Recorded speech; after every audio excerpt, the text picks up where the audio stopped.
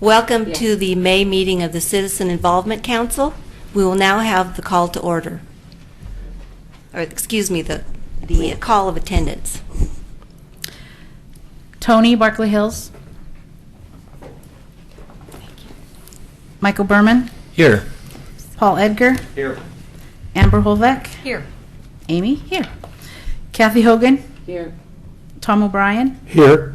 Steve Anderson. Here. Faith Leith, Here. which we welcome from new representative from Hillendale. Yay. Damon Mabey. Present. Alice Watts. Here. Bob LaSalle. Here. Steve Van Haverbeek. Here. Diane McKnight. Eileen Olson. Here. Ingrid Rickenbach. Here. Marianne Jensen. Here. And Todd Last is excused. Steve Tam. And John is here. Okay, thank you. Tonight we have a presentation from Mike Morton for his new building called Royal Flush Plumbing. Would you like to come forward and give your presentation?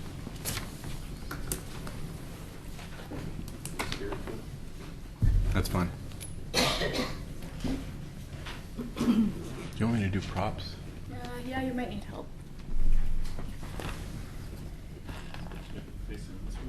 Yeah, that's fine. We'll go through. Okay. Well, I'm Mike Morton here on behalf of Ralph Tarrin, architect, who's designed the project. Press the button. Yep. Oh, sorry. Ralph is the architect that designed the project. I'm his associate. Unfortunately, he knows a lot more about this project than I do, but I had to fill in tonight for him. Basically, it's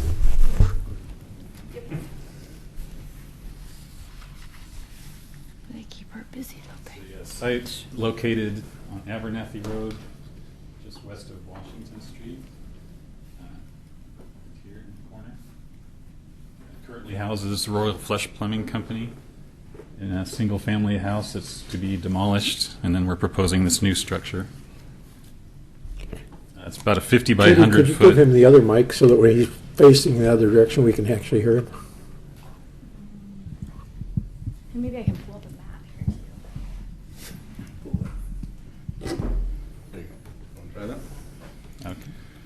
Sorry. It's about a 50 by 100 foot lot, and it's in the mixed-use downtown district.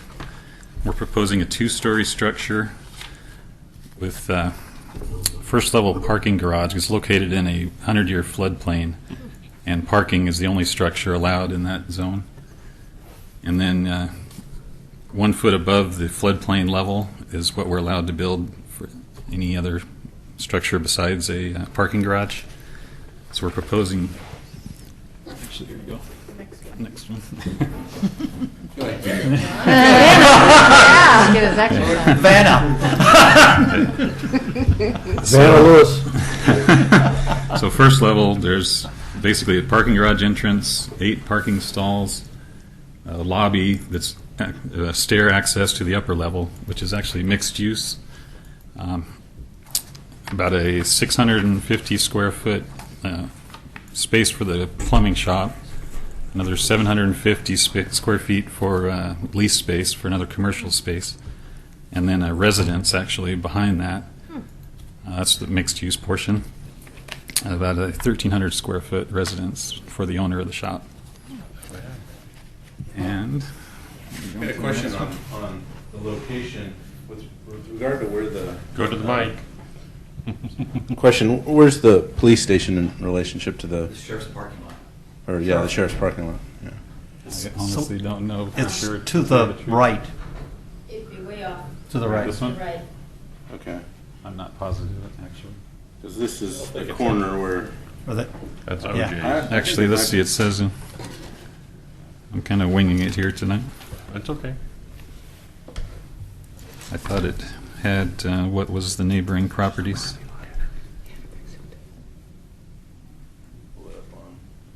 Yeah, which one do you think? So this is the one right here, right? 1005. property. That looks like it. Yes. So Can you turn on the overhead, the area? the aerial, Yeah. Go down. There. 2012. Yeah. So, Here's the end of the Oregon Trail. right. Yeah, So backs- it's the backs police right up to station is, or the police parking is over here. Does that make sense? Okay. Sheriff's parking. Okay.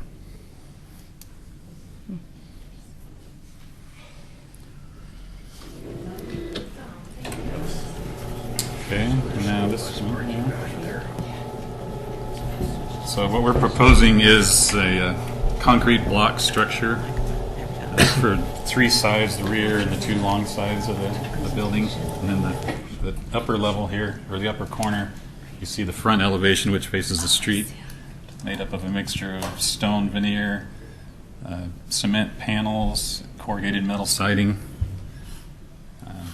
and quite a bit of storefront glass, kind of an open lobby effect. And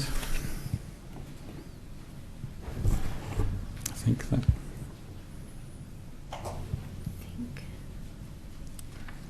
so that actually sums up the design of Okay. Do we have any discussion from the members? Which number is it on these? It's 1005, I believe. Is that right? Yeah, it's the one with the house. yes, correct. So, Lots of right, houses. a couple there. Yeah, Oh, you don't have No, it. the rear backs right up to the End of the Oregon Trail Museum. Yes. Or just put it down here on here. Damon? Offhand, I don't really have an issue with it. I think it's a good reuse of a floodplain property. My only concern is the rear elevation, which does back up against a public park, and it just being a cement block face. If there was either some sort of Actually, it's this one here, the smaller one up above. That is the rear, yes. yeah. There is some, I mean, the lower level is block. That's the parking garage portion. Right. And we're not allowed to have openings. No, I don't. Yeah, I don't Yeah, have a because problem of with the no floodplain. openings. I'm just looking at, here you're walking through the park. Granted, you don't necessarily, people don't go behind there too often, but they can. Yeah. And look at this big cinder block wall. So I don't know whether paint or whether you could also put the brick veneer on the back to spice it up, so it's just not this wall abutting the park. Actually, if you look right here, the block portion is only 1 story high, and then it steps back. And this is actually an upper deck for the apartment unit, Okay. or the housing unit. And there's quite a bit of glass and metal railing and so on. Sounds nice. Okay. Just generically, whoever might know, the covered wagons are up on a hill, right? So if somebody was back there, they'd basically be looking into the second level. They wouldn't be looking at the first level. Is that a general consensus for people? Okay. All right. Well, then my only concern would be like painting it some sort of green or something so it disappears. That would be my only thought. So it's not a gray wall. Sure. So When you go through thank you. No, I actually, appreciate there will be it. some paint colors chosen. We have not done Yeah. that to this date. Okay. Yeah, that was my only concern, is that there'd be this 2-story wall, but it's not there, so thank you. Sure. Paul Edgar? Thank you very much. I went out and took a look at the site when I first saw the action, and I felt like that it was a great reuse of that lot and an existing business, and you have all the legal rights to do what you're being allowed to do in there, and if planning and building don't have any, if there's not some objection on their part, I don't know any reason why we shouldn't allow something like this, and thank you. And thank the owner. All right, thank you. Kathy? Yes, I had a question because I'm just concerned about the flooding. Is that why you're having the parking underneath and you're raising Yes, it? So right. that will alleviate any of that problem? Yes, that's a FEMA requirement, actually. Okay. That's what I A just- parking garage is the only use that's allowed as a Yeah. structure. So because I wanted to be sure of the safety of all the other parts of the structure. Yeah. And the From the space up water. above has to be at least 1 foot above the 100-year elevation, Okay. which that's what we've designed to. That's great. Thank you. Steve? Thank you. Is the business going to allow walk-in retail? Is this, believe is this I'm a not- retail business, or is this basically a contractor that does the balance of his business off-site? I believe it is a contractor. I'm not positive about any walk-in. Do you know if they're going to be doing any fabrication on-site? I don't believe so, no. Okay, so there shouldn't be any hazardous materials on-site or fumes No, from doing any plumbing work on-site? no. It's Okay. their office, basically, and then... Office space, Yeah. okay. Okay. And do you know if there's a dedication for the other commercial unit? If there's anybody that's Not that I've heard. planned to go into I've heard that? it's just open lease space currently. And what does the residential unit consist of? It's just I believe it's going to be a 2-bedroom, actually residence for the owner of the plumbing company. Oh, I see. Yeah. Roughly 1,300 square feet. Very good, thank you. Amy? I might have missed, you said they were going to demolish the house. What about the existing business? His existing business Well, that's right next that's door? where it's currently located, so they'd be temporarily misplaced. I'm not sure where the... So you're taking down both buildings? Both It's just a structures? single house, I believe. I thought you said there was the house and then there was the existing business that's there.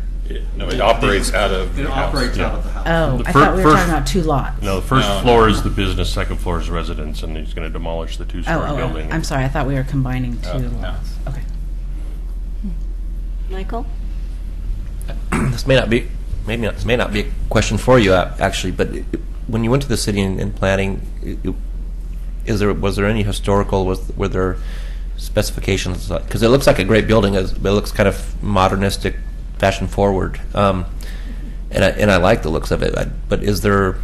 Did the city have requirements for that area that you had to meet for? Are you? And I know that you weren't probably there. I got to Yeah. ask. That's why I'm afraid, Yeah, I wasn't involved in that early portion of it, but I know it is a non-historic district, so that part of it is not in the equation.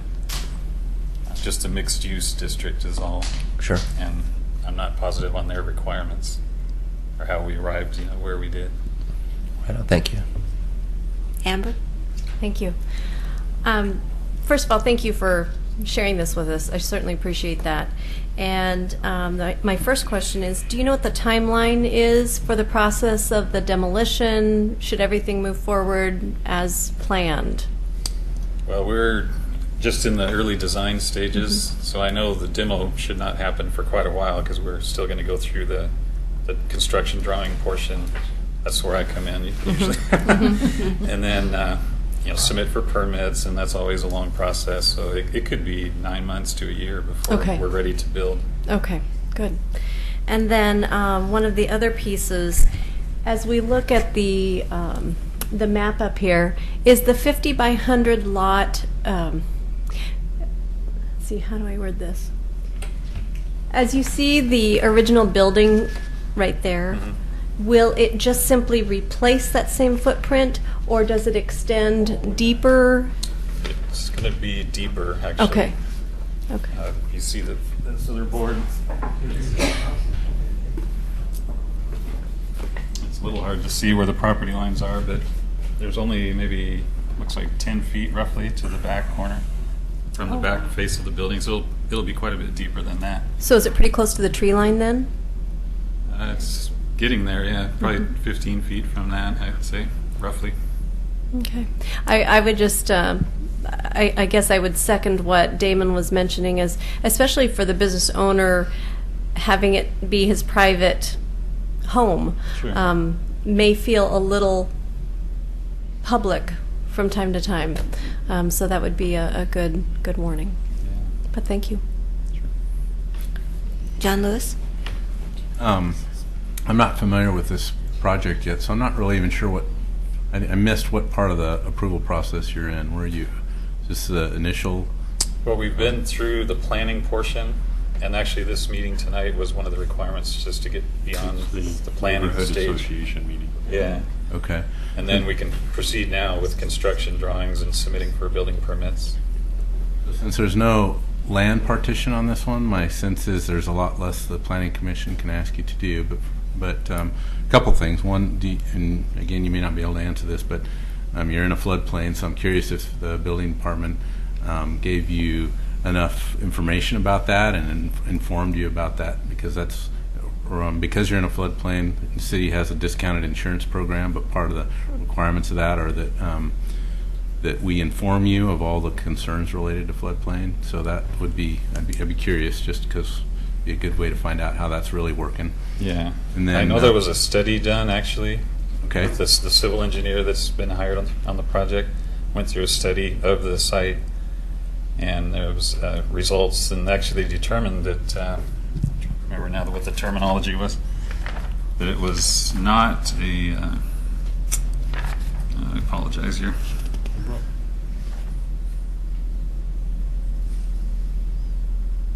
I can't find it offhand. There was a more restrictive zone. I can't find the term. You're likely in a floodplain. Yeah, they thought it was worse than it really turned out to be after the study was done.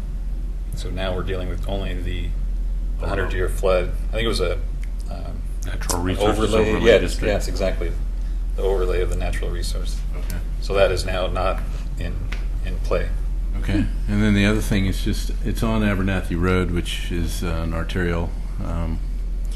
And so in our new transportation system plan, that boulevard's actually probably going to be wider. So that's another thing. If this is offset, I'm not sure how much the city can force an existing lot to provide right of way, but I'm going to be asking. Because,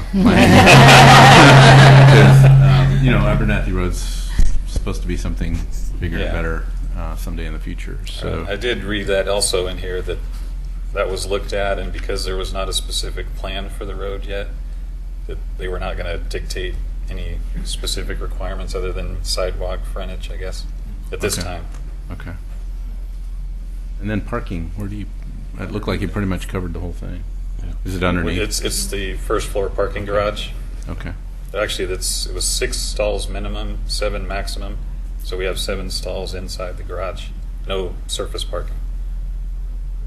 Thanks. Well, thank you. Oh, we have someone from our audience. Tom, Guile? Yeah. Not really. My voice carries.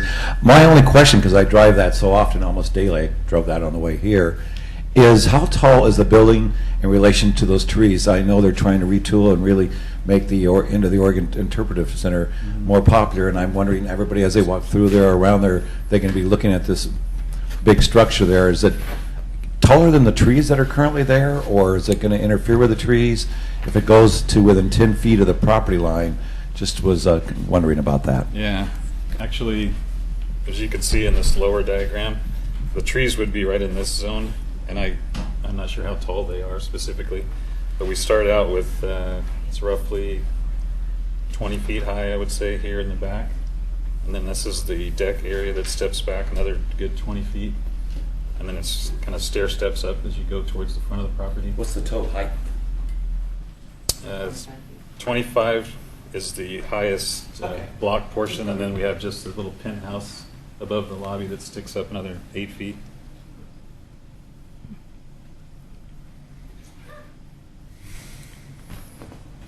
Well, we can send a letter to indicate that you are here.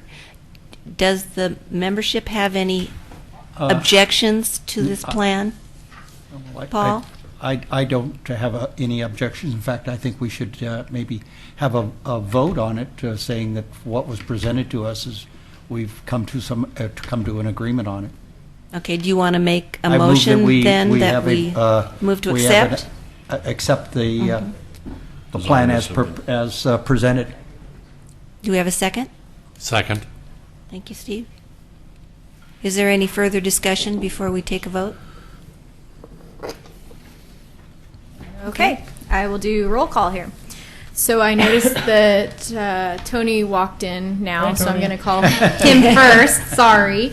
But Tony, do you accept this and want to write a letter to the planning department on behalf of this plan? I kind of walked in at the last minute of it, so she just trying to catch me up on what. Okay. Okay. So you can So abstain. do you want to? Okay. Michael Berman. Yes. Paul Edgar. Yes. Amber Holbeck. Aye. Amy Wilhite. Aye. Kathy Hogan. Yes. Tom O'Brien. Aye. Steve Anderson. Yes. Faith Leith. Is it Yes. Leith? Is that right? Okay. Damon Maybe. Aye. Alice Watts. Yes. Bob LaSalle. Yes. Steve Van Haverbeek. Yes. Diane McKnight. Yes. Eileen Olson. Yes. Ingrid Rickenbach. Yes. Marianne Jensen. Yes. And that's it. So Okay. Only one Thank you, Mike. abstention. Our secretary will send a note to the Planning Commission. Thank you very much. Just set it down.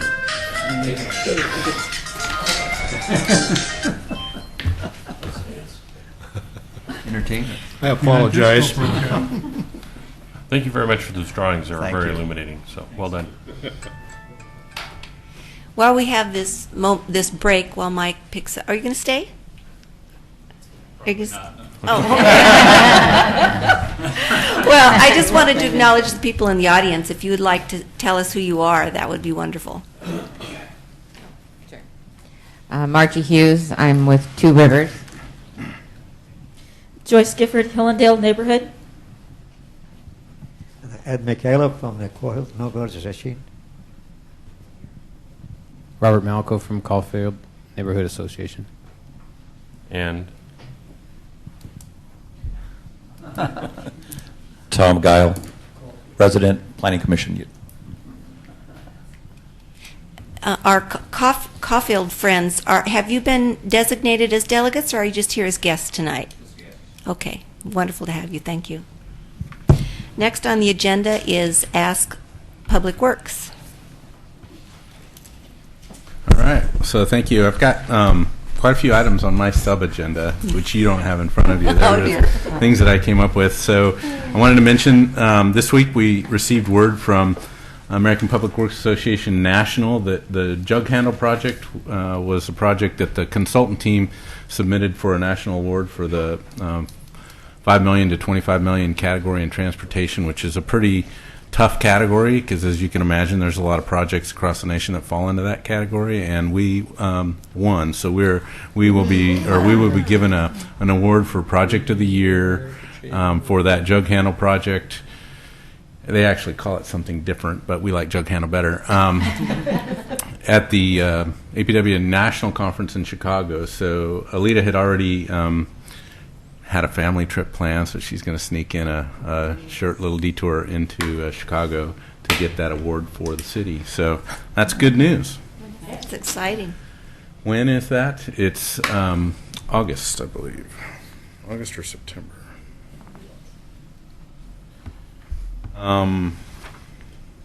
I've got some project updates, but I'll wait to move up there because I can show you some things. So some I have slides for, some I don't. I just wanted to mention the 7th Street crosswalk and rapid flashing beacon that I mentioned before. We received word from the McLaughlin neighborhood that they were supportive of that idea, but we still need to take it to the Historic Review Board for just an update. And so we'll be doing that this month. I think it's the 28th of February. So of May. Of May, yeah. Sorry. February. February. Living in the future. I'm thinking most of you have heard about this project called Illuminate Oregon City, which is another downtown project, which the city and Main Street Oregon City received grant funding for a project, an artistic project on the elevator. What we've seen examples of is almost like a slide projection show that could illuminate the barrel of the elevator. And it's a one-year deal. It could last longer if the community kind of supports that, but there's more details that would be available to you, and Lloyd Purdy would do a much better job of explaining this. And he's going to be at the City Commission meeting on the 15th to share that information. There'll be slides showing examples of what that would look like. They're talking about lighting some entrance, changing the, I don't know if you've ever noticed, but you can hardly see the letters on the elevator, identifying it as Oregon City's municipal elevator. So we've seen some concepts of what that could look like, and just it would also include repainting of the elevator, which it needs anyway.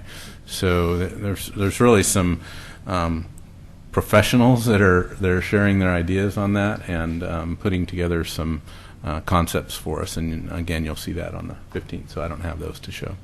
I see. Yeah, I got a couple questions for you. One, on the 7th Street thing, I guess what I would ask is for you to see if HRB would give you some sort of a blanket okay, like something like if the neighborhood association supports the project, so that, if you want to put a different style flashing light up or something like that, that you don't have to keep coming back, because that project's delayed a month now, because we met 4 days ago and now we've got to wait 3 weeks before you can even start for something that's going to involve concerts in the park and the Carnegie celebration and all that. So I would request that maybe you go for some sort of a, yes, we agree that this is just street modifications, as long as the neighborhood association agrees, something like that. I don't know if they'd go that far, but maybe.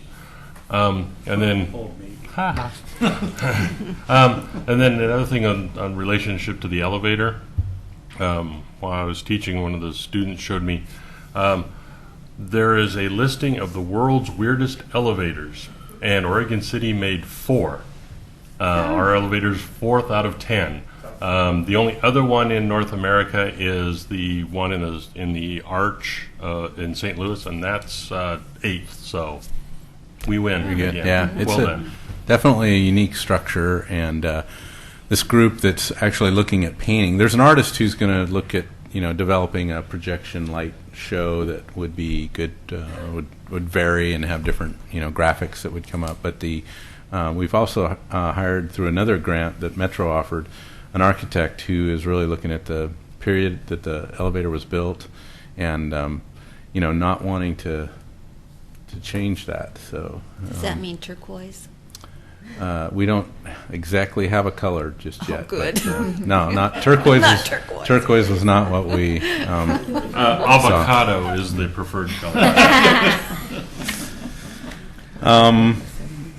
Let's see. Just another reminder that the transportation system plan is still in the legislative approval process. So tomorrow's work session, there'll be another. So if you've been to the Planning Commission meetings, this will be kind of a repeat of that for the City Commission. And so just keep in mind that's moving along to a point where we think we can see that thing approved. We did receive Planning Commission approval for the transportation system plan with a couple of conditions. And so that's good news. I wanted to mention 2 kind of preliminary studies, but things that, one of these came up through the Transportation Advisory Committee, and so this is just kind of a reminder. I staffed that committee. Bob Lascelles on that committee. We had, I think, it would have been March meeting. In our March meeting, we had the most attendees ever for that meeting, and it was so it was well attended. The main reason was there was quite a few from the Caulfield neighborhood, Tharp Court in particular. And so that everyone in the audience pretty much testified about their concerns about Tharp Court. And so we listened to that, we thought about that a little bit, and we've decided to have an engineering study completed. It's basically completed. We'll be presenting it at the next Transportation Advisory Committee meeting. And there's an expense associated with that, so I wouldn't say we would do it for every concern that's raised, definitely. But in this case, it made some sense. We've seen requests for crosswalks on Glen Oak Road and some concerns with all the new development that's happening out on Glen Oak Road. So we'll be sharing that with them. I'm not going to go through it with you tonight, but I just wanted you to know at the next Transportation Advisory Committee, which is the 3rd Tuesday of the month. So if you're interested in that, come to our Transportation Advisory Committee meeting. That's here. Yeah. The other one that didn't come before our Transportation Advisory Committee, but it's one that I was actually going to call you on, Amy. I never did get a chance to connect with you, but Gaffney Lane, there's a piece of property just if you're heading, I guess it would be northeast on Gaffney Lane, just before you get to the grade school. There's a piece of property that kind of sticks out in the roadway there, so the roadway kind of shifts to get around that. And we've identified that project in the budget to do some concept level design work there, so figure out what the roadway and the pedestrian improvements would look like. We think that there's a good place for a pedestrian crossing there, possibly pedestrian activated flashing beacon, kind of like what we're talking about for 7th.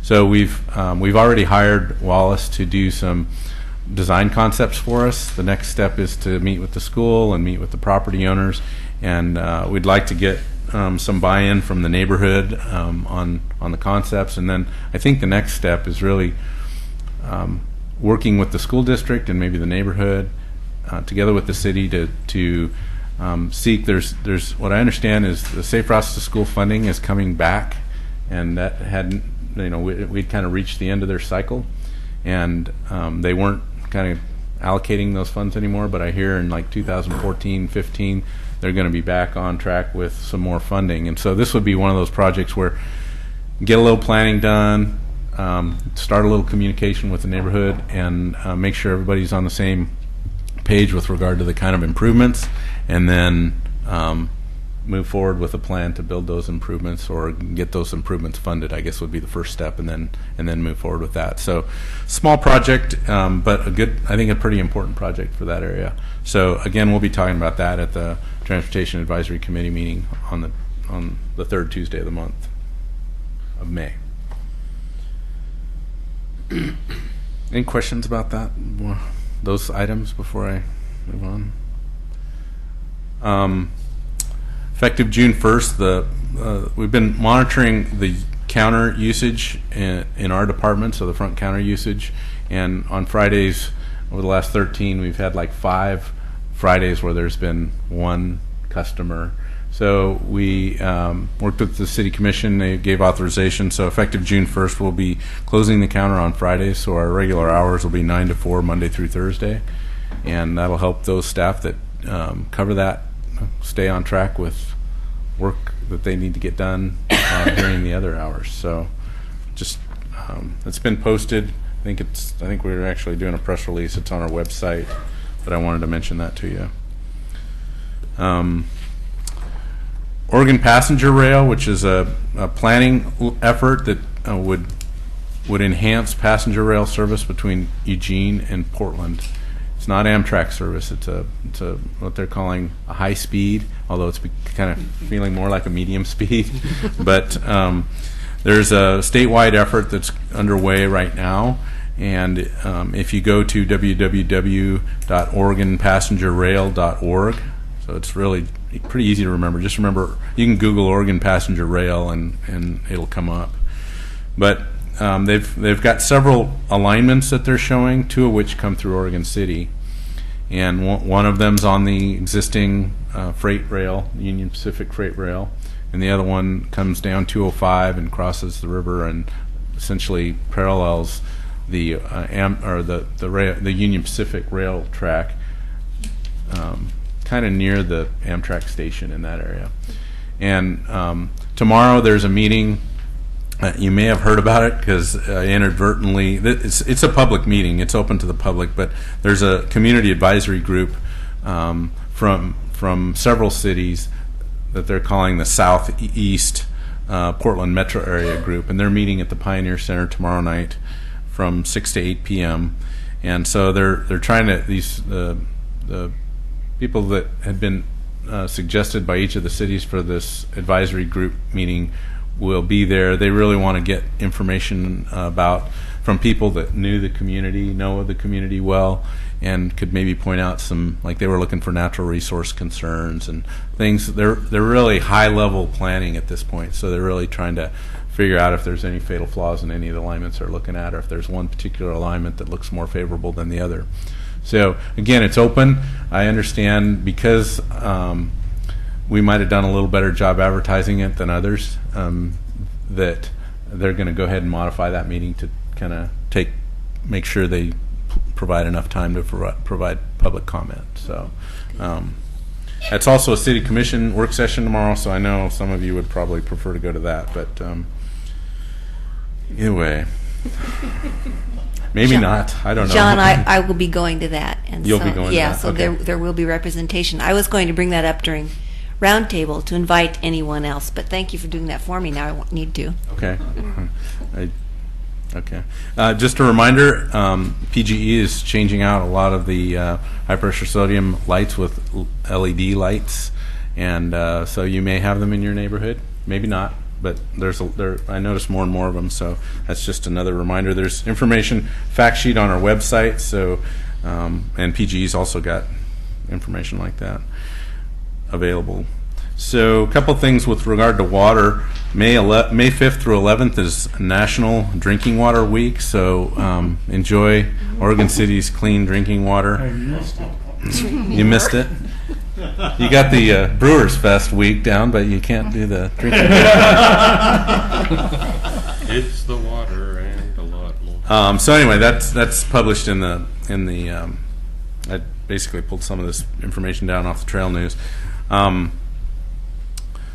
The other thing that I wanted to know or mention was in our utility billing, we've got an insert that looks kind of like this. Looks exactly like that. If you've looks exactly like that. So they went out in every utility bill. It should have been trifolded in a way that you could read right on the top. Your utility bill has not changed, and that's true. The dollar amounts haven't changed, but the content of the bill has changed a little bit.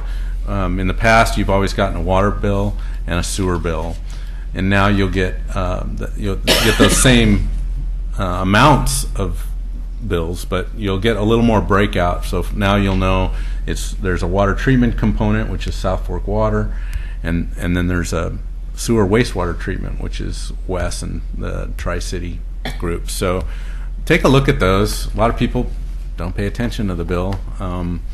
But this flyer's got a lot of good information on it. Gives you email addresses. Is where you can go if you want. If you got questions about your water treatment, there's a website address for South Fork Water Board, which you could then get contacts with their staff, and same with the city services, obviously. But try the Clackamas County Water Environment Services / Tri-City. I still get kind of confused as to which group is running what. Tri-City. Yeah. We are not West. Tri-Cities. Yeah, well, that's a little confused, Damon, I'll tell you that much. So, but anyway, there's information for that. John, I think Tom has a question. Yes, John, I really liked what was done in that handout or that insert. Is it possible, I know there's a cost associated with it, I think it's so well done that it ought to be put in on a somewhat regular basis, maybe every 6 months, if nothing more, because I think that it is a very educational tool for the general public to understand what the 6 components are that make up their utility bill. And that was clear, understandable, and very well done, in my opinion. So, thank you, Tom. We know we're going to do it one more time. We're gonna, later, probably sometime. I think August, September, sometime in that time frame. We'll do it again. We'll include that same insert. There is a cost associated with that. The other thing that we've done is if you flipped it over, which a lot of people don't look at the back side of the bill, but the text that's on kind of the back side here that describes the different options and how to reach people is now. It's the base. Those come pre-printed, so that'll continue to be on your utility bill. So that information will be there as well. That's helpful. Let's see. Sorry, I'm dragging along. Keep an eye out for this. This is your annual water quality report. That's also coming. We're hoping to get that out before the end of the month, probably in the middle of the month. So that's always good information. And again, Tom, we kind of repeated some of that same message in our annual water quality report this year. And then I just kind of wanted to hand these out. We got these recently from Clackamas River Water Providers. They're flyers that talk about, do you know the value of your tap water? It's really well done.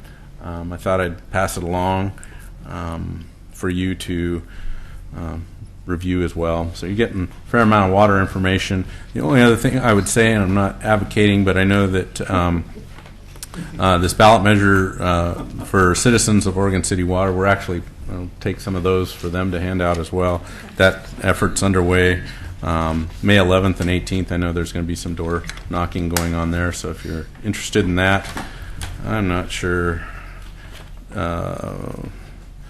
Talk to Betty Mum or Kathy Roth. They're really they're spearheading that effort. And let's see.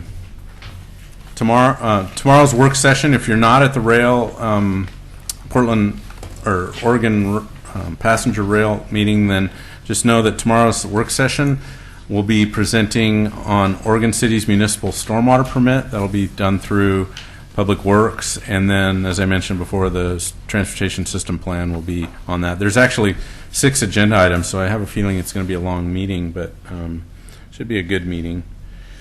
And then, bear with me, I've just got some project updates, and I'm going to move.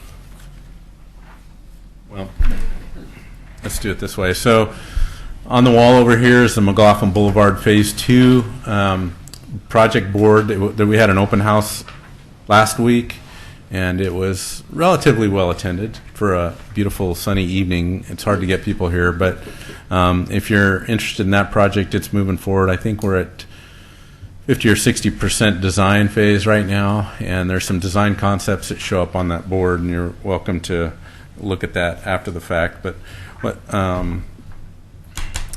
yeah, so I think that's all I need to cover on that project.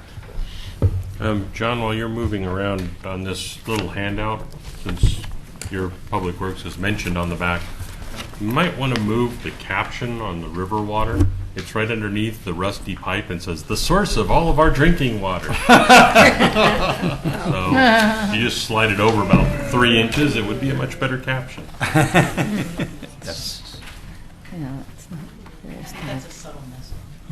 That's why he's in Public Works and not in marketing. Looks like we somehow closed all those things. No, they should be still up. Oh, there we go. So I'm not sure these are in any particular order. I'll just go through them. Is your mic on? Yep, it's on. Sorry. So there's 2 projects that are just, one is awarded already, the other one's about to be awarded on the 15th. We'll be awarding this project. This is a project map. So this is the city, if you haven't figured that out yet. Everything inside the yellow is city limits. All these other things represent more detailed sheets, which I can show you if we need to, but these red lines represent streets that are planned for slurry seals. So if you remember, slurry seals is a preventative maintenance. It's basically a wearing course that goes on top of a relatively good street. It just kind of helps to seal up the pores of those streets, keeps the moisture out of them, hopefully gets it to the curb line. It's described on the water bill.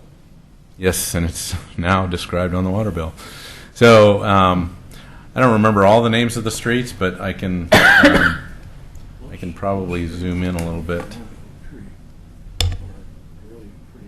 Can I ask you a question, John, on that? This is Park Place. Yes, you can. Let me just go through the locations here. This is the kind of the Park Place neighborhood, and as I scroll down, this is kind of less. So many of the streets in the McLaughlin neighborhood are really needing reconstruction work. So we don't do a lot of slurry work in the McLaughlin neighborhood, but some of the streets up on the top, Barkley Hills Drive, the bottom end of Barkley Hills Drive will be done. Some side streets up off of Rivercrest, South End area, and I think we've even got some work going on out to finish up what we have yet to slurry seal out off of Glen Oak Road. So, sorry, Kathy. Oh, no, it was just a question. Because when I walked down Parish Road into Parish Glen, and they did a slurry in there, and it seems like now there's a lot of gravel and kind of dust and stuff. I would say it's brought on by speeding and taking that left turn to get on Central Point. And that's destroying what you've done, correct? Or is it Well, just I mean, my that's, imagination? it provides a wearing course, but it's not as perfect as the original product. That's the problem with slurry seal. It's a coating that works really well, but if you put a lot of turning movement on it, especially if that happened early on in the I'm still happening. Yeah, but I mean, sometimes we have to let people on those streets because it's one of those things that we basically ask people to stay out all day while that process goes down and then cures. And sometimes we find ourselves allowing people in the neighborhood a little earlier than we'd like to. So that there can be early damage, and then once that early damage happens, again, even if there's turning on it and it's a perfect job, this product or this type of treatment. Yeah, because I've noticed a lot in that one curve and intersection that there is a lot of the gravel and stuff is the speeding and slowing down and making that left-hand turn. Okay. Which one? Which intersection? Parish Road, and it's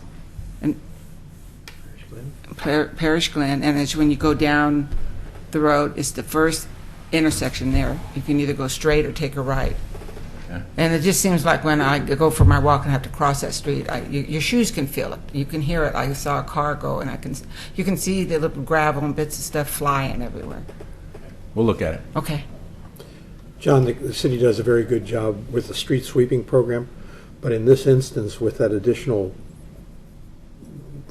gravel, if you would, that's there, maybe a flush before they do the curb areas to get it off the pavement surface. Oh, I see. Yeah, it's not at the curb line. So that it's it out in the doesn't middle. continue to abrade it. Okay. That could be it too. And John, when you go into Kenema, would you please put it a little bit more on? A little bit more in the Kenema neighborhood. About 2 to 3 inches. I see. Okay. Thank you, Paul. Question on how often does the slurry seal need to be done? I noticed in Park Place that the forgotten what Tom's subdivision is called. It's only been there 8 years. So Typically, how is it? Every 5 years. 5 years? yeah, I mean, if you ask the manufacturer, he'll tell you every 3 years. But yeah, It's 5 like to 8. the 5 to 8 3,000 years. miles for the oil change? Yeah. The idea, we didn't want to, we kind of wanted to hit as many streets as we could before we got back so that, we could, again, try and do the best job of coverage as possible before we're back duplicating another street. But yeah, 5 to 8 years is a good time frame. So smaller list. This is the streets that are on this year's pavement maintenance program, and kind of forgotten how much we just awarded this project. I want to say it's on one. Well, I don't remember how much we awarded this contract, but Barker, or not Barker, off of Ogden. Charmin, Ogden, Cherry, Vine, Yeah, it starts with a B. Anyway, that one's one where we just did our. Boynton. We just did a water line replacement project, so we're going to go back. Brighton. Thank you, Tom. Brighton. Pearl Street. That wall is just about built. I haven't gotten an update on that, but I think they're soon. Once it cures out, they'll be soon to be backfilling that, and then shouldn't be too much longer. We'll try and press them for paving that one kind of early on. Is that Shortman Park? What's that? The short one between? It's Hazel. The Hazel. Yeah. Malala Avenue between Holmes and Warner Milne. That's not the only section of Malala that needs pavement, but I'll talk about another project that's coming up. So that includes more Malala. And then Claremont and again another segment at Gaffney Lane would be paved. And actually more Claremont's going to be paved, and it doesn't show up on this map because it's included with the waterline project. So we're hoping to get from Berta to the new park, or not the new park, but the park on Claremont. We're hoping to be able to afford to be able to do that much of Claremont. And that road's going to be, that's got a lot more problems with it, so it'll be more of a full reconstruct. We'll actually be using what we call cement treated base, so we'll be tilling in cement into the existing earth and regrading that, and then full pavement. So those are good projects. Any questions on those? Amber? So, timeline-wise, in terms of these pavement improvement projects, I look at that chunk along Molalla, that's a major commercial stretch. And so what can we expect for delays or trouble getting into businesses, those kinds of things? That stretch of Malal we're supposed to do at night. Oh, okay. And we often the contractors don't want to. We're willing to work with them if there was a better proposal, but there's so many driveways and so many dead-end streets off that, I'm pretty certain they're going to be doing that one at night. Okay. That's the way the contract reads, so unless we try to work with our contractors to but sometimes we just can't. We have to say, no, sorry, you need to do that at night. Problems with paving at night are, it's harder to pave, harder to get a good finish. But yeah, for that stretch, I think we'll probably be seeing that happen at night. And do these all kick off around June, or? Yes. Like I said, we awarded the contractor at the last commission meeting for this project, and I know it's the same contractor that's building the wall on Pearl, so he's in town. He's ready to move. Okay. The slurry seal contractor, typically, because of our usual weather patterns and the way those contractors work, he does Eastern Oregon and does the roads out there because they have an earlier summer season than we do, and then they want to move over here and do all the work. Now we haven't talked specifics with them because we don't have a contract with them yet, but I suspect he's going to want to propose the same thing. Only I'm hoping Oregon City will be on the early end of their schedule as opposed to later. Okay, great, thank you. Oh, there's that Gaffney Lane project I mentioned earlier. That's kind of right near so this is the school here. These street names are too hard to read, but I won't go into that one too much. I think everybody knows where that's at. Mm-hmm. Are they going to do anything about that one place where it sticks out into Gaffney Lane? That's what he's talking about. That's the main objective, would be to clean that up. Wonderful. The city bought that property, did they not? The school. The city owns that property. So this project here is one that we hope to get. We've actually submitted for grant funding. So this is Molalla Avenue from Beaver Creek Road to Highway 213. And some sections of that are better than others, but some of them are really pretty bad considering it's a main boulevard through Oregon City. And so we've applied to Metro for over $6 million to complete this project, and it would include a lot of sidewalk replacement, wider sidewalks, realignment of curbs, a lot of the same kind of treatments that you see in Molalla between Hilda and Division Street. So the decorative street lights, possibly some medians, reduction of driveways where we can, new intersection facilities at well, not so much Fur, but the existing Gaffney Lane in Claremont. So replacing those are old state highway facilities there, old signals. We've been upgrading them, but they need replacement. And so I think I've talked to you about this project before. It's something that the reason why I wanted to bring it back today is because we're about to enter the public feedback or public support phase of the selection process. So this is a competitive process. What we kind of learned from the Main Street project, which was a STIP grant project, was that we maybe didn't have enough insight with the decision makers and we didn't have enough influence with the decision makers that were deciding who got the funds and who didn't. And so this project here, we want to press you to go out and actually they'll have a online method of commenting for this project. So this is going to be in the Metro on the Metro website. So www.oregonmetro.gov. You'll be able to find that. It's under the grant projects, and it's called Regional Flexible Funding. And we'll probably send out links to this as well. But they committed in their email or in their website to May 8th through June 7th is when they're going to accept these public comments. This project's important to just about everybody that works or lives in Oregon City. So my hope is we get a lot of public comment.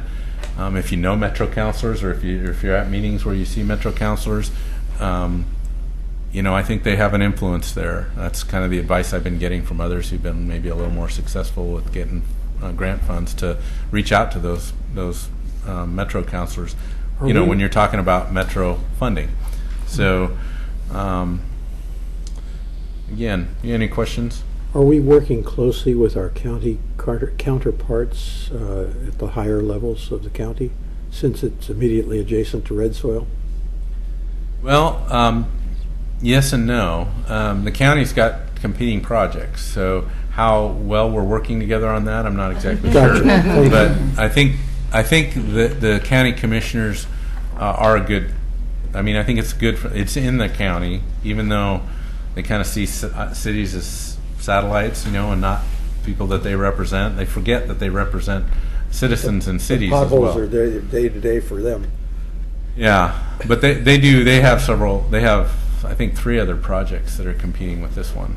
And there's not, for our region, we're asking for about all the money that's available for our part of the region. So, thank you. Just remind them that it's part of the access to red soils. And as the roads around red soils deteriorate, access to county facilities becomes endangered. That's what I'm asking you to help advocate for, too. See, I already mentioned the Glen Oak and Tharp Court, so I think I'm done. Then I have a question for you. Okay. Last meeting, Mr. Montalvo was going to respond to what's going on 15th Street. You now have a cut over 15th that your crew is doing, and there's still all sorts of markings all over the street. So, que pasa 15th Street? I forgot to ask him about that. So But you're the boss. Don't you know everything? I don't. Unfortunately, I don't. Oh, okay. Well, do you know? I mean, it's a city crew right now working on it. Looks like it's water line replacement or sewer line replacement. They're working on Polk. Yeah, Polk and 15th. Okay. They've cut 15th. So. Okay, so we are replacing water line on Polk, and what's likely the problem on 15th is it interties with the pipeline on 15th. So that makes more sense to me. If you just said Polk instead of 15th, okay. Well, it's both sides of 15th have been dug up from Polk, but but there's in-house, also that's in-house. So your operations water crew is doing that work. Yeah, but there's all down the length of 15th. There's all sorts of locate markings. I mean, from the top of the hill to the bottom. So that's what we're wondering about. Is there some sort of grand master plan? Is some subdivision sneaking in that we're not aware of? I'll have to find out. We have slopes issues on 15th Street. So I got a note of it, Damon. I'll get it. Hey, Tom. I noticed here, John, that there's a PDF for the Glen Oak Tharp Court. I know you talked about it briefly when you were going over the transportation system plan. Did you intend to go into that? Well, it was just another graphic to kind of put people. I mentioned it earlier. We were going to talk. What were the concerns they had? Tharp Court has some sight distance problems. So as you come, if you live on Tharp Court or you're visiting someone on Tharp Court, as you come out onto Glen Oak Road, it's one of those intersections where it's kind of right on a little hump. On a rise. Yeah. So trying to see each direction, especially if there's on-street parking, that's one. The other one was they requested a crosswalk at that location. And so just to give you a preview of what we're talking about, the crosswalk wasn't recommended. A lot of it had to do with where that hump is and really the warrants for a crosswalk, a striped crosswalk. But we are going to make some changes with regard to prohibiting some on-street parking so that there'll be a good clear sight distance. So that's the sight lines a little. You don't have to come to the TAC meeting now. That's what that was about. I do. You do. You do. Any other questions before John leaves us? No. Thank you, John. Okay, we're going to move into approval of the minutes. Did everybody have a chance? Okay. Damon, you have a comment? Yeah, I have two, corrections to the minutes. Page 2, 6A.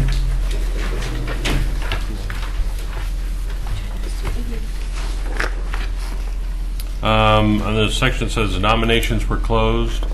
Motion to approve that officers take effect. I think it should effect should be stricken in office, so they take office at the adjournment of this meeting. And then the second one is at the end of that sentence, new officers are, I think it should say new officers elected are. So it looks, that it indicates that there was actually a vote for them as opposed to, this was the slate and these are the people that just took the job.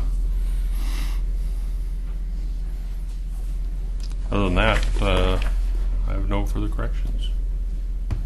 Anyone else? Oh, and thank you for all the abbreviations. I think it's a good bucket list to have for the minutes.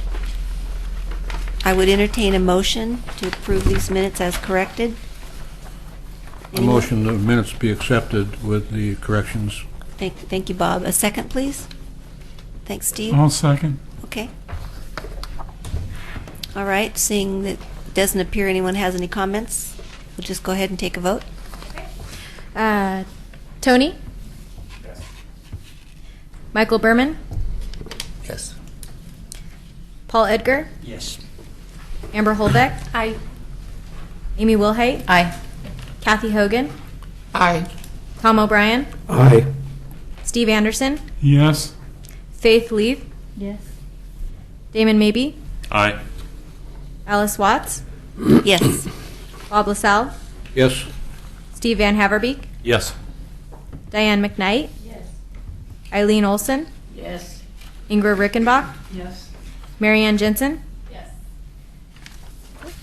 Pass. Okay, thank you. All right, moving on to unfinished business. Our original agenda didn't have any items under unfinished, but we have two to add. The first item will be Bob LaSalle. He has some additional information based on a meeting he had today with our city manager regarding the insurance issue that we've talked about in the past for the neighborhood associations. So, Bob? Okay, last meeting, Margie mentioned that by Oregon statute, volunteers couldn't be sued. However, Katie and staff reviewed that issue and sent me information that says we can be sued. So, Margie, if you've got some conflicting information, I'd like to. It said directors, so, and maybe it has changed, but. It says here, anyone who represents a company for profit or non-profit and commits wrongdoing, so on and so forth, can be liable for those damages. So I guess it would be a matter of interpretation. Anyway,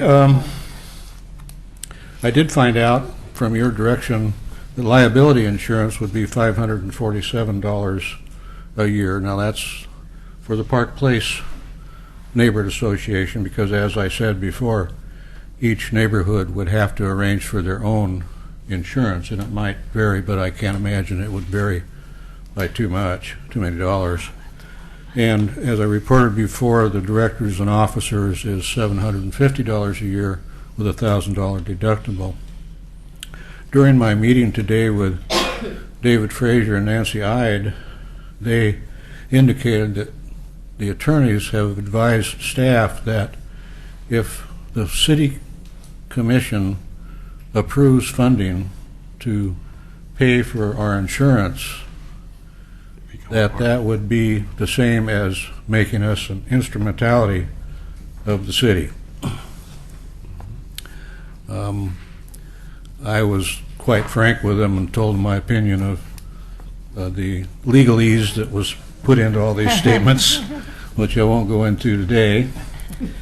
We'll use our imagination, Bob. They are not stepping out of the box. They're not trying to do so that I can see. It doesn't look, well, it looks like they're going to advise the commission not to try to provide reimbursement for our insurance needs. Tomorrow's work session starts at 5:30. It's not like 7 o'clock like most meetings. And that is on the agenda. So if you can attend that, it might be somewhat enlightening. But what I get the feeling now is we're not going to get support for that insurance. Although I've had 2 commissioners tell me they support it. So we'll have to wait and see. Okay. Bob, you need to get one more. Yes, I do, don't I? I just had a drinking problem. Tom, did you have a question about that? No. Okay, that's an old, okay. I guess my comment is are we trying to find a solution to a problem that doesn't exist? I mean, especially when we're talking about hundreds of dollars. Yes, there's potential to be sued, even if we have insurance. So, you know, at this point, you know, if anything else, my experience with litigious personnel is that they're more likely to sue if they know there's a guaranteed dollar amount that they can sue for than if they're taking a risk suing a whole bunch of individuals, some of which might have the power to sue them back into the Stone Age. And so not knowing what they can get, what the chances are from individuals, makes people a little less interested in suing than, well, they got $25,000 insurance coverage, and insurance companies tend to write checks real quick just to get it off the board, so let's sue for $22,300, and we're done. And then we get a higher rate, and that, I mean, I know people in the auto insurance industry, and the people that sue know exactly how much they can ask for and get from insurance companies, and they never sue an individual because it's just too much risk. It's too much trouble. So that's my take on it. But I also understand the risks that some of you have with your multi-$100 homes. I'm broke, so sue me. I got Bob, you did say it's on the agenda for tomorrow evening, though, so you're going to... Yes, it is. Okay. Yes. Along with the CIC bylaws is also on the agenda for tomorrow night. So I'm going to be there for sure. Mm-hmm. And I would... which Right. includes 2 Rivers. So it's there. Is that why it's on the agenda, because of the new neighborhood association that's proposed? I think it is. Well, I think it was brought up as a result of the question put forth about possible double representation on the CIC. Okay. Yep. So, Okay. Okay, good. Okay, if there's no discussion any further on this item, we'll go to the second unfinished item that was not on your agenda. This one relates to proper delegation from neighborhoods when their absenteeism of the delegate is in question. So, Amy, do you want to take that one? Yeah, Steve Tam. Sorry, my mic was off. Steve Tam from the Tower Vista has not been able to attend our meetings, and so I asked him, sent him an email to see where he was at, and he indicated that when he first agreed to be a representative to the CIC, he had explained that there's a big chunk of the year where he's just super busy, and so only the summer months are when he would be able to come, and so in light of that, he felt it would be best if he was removed as a representative from Tower Vista. So I just proposed that and recognized that request, and so we could remove him as representative from Tower Vista. But I thought there was the other question of if there's an item that needs to get voted on and one or both of the representatives aren't available, how would a neighborhood fill the gap? Well, now that it's just like my neighborhood, we just have one I'm it. So at this point in time, Tower Vista has one representative, and that would be Todd Lass. So they have the opportunity now, at their next meeting, they can come up with and see if someone else would like to step up as the representative from Tower Vista.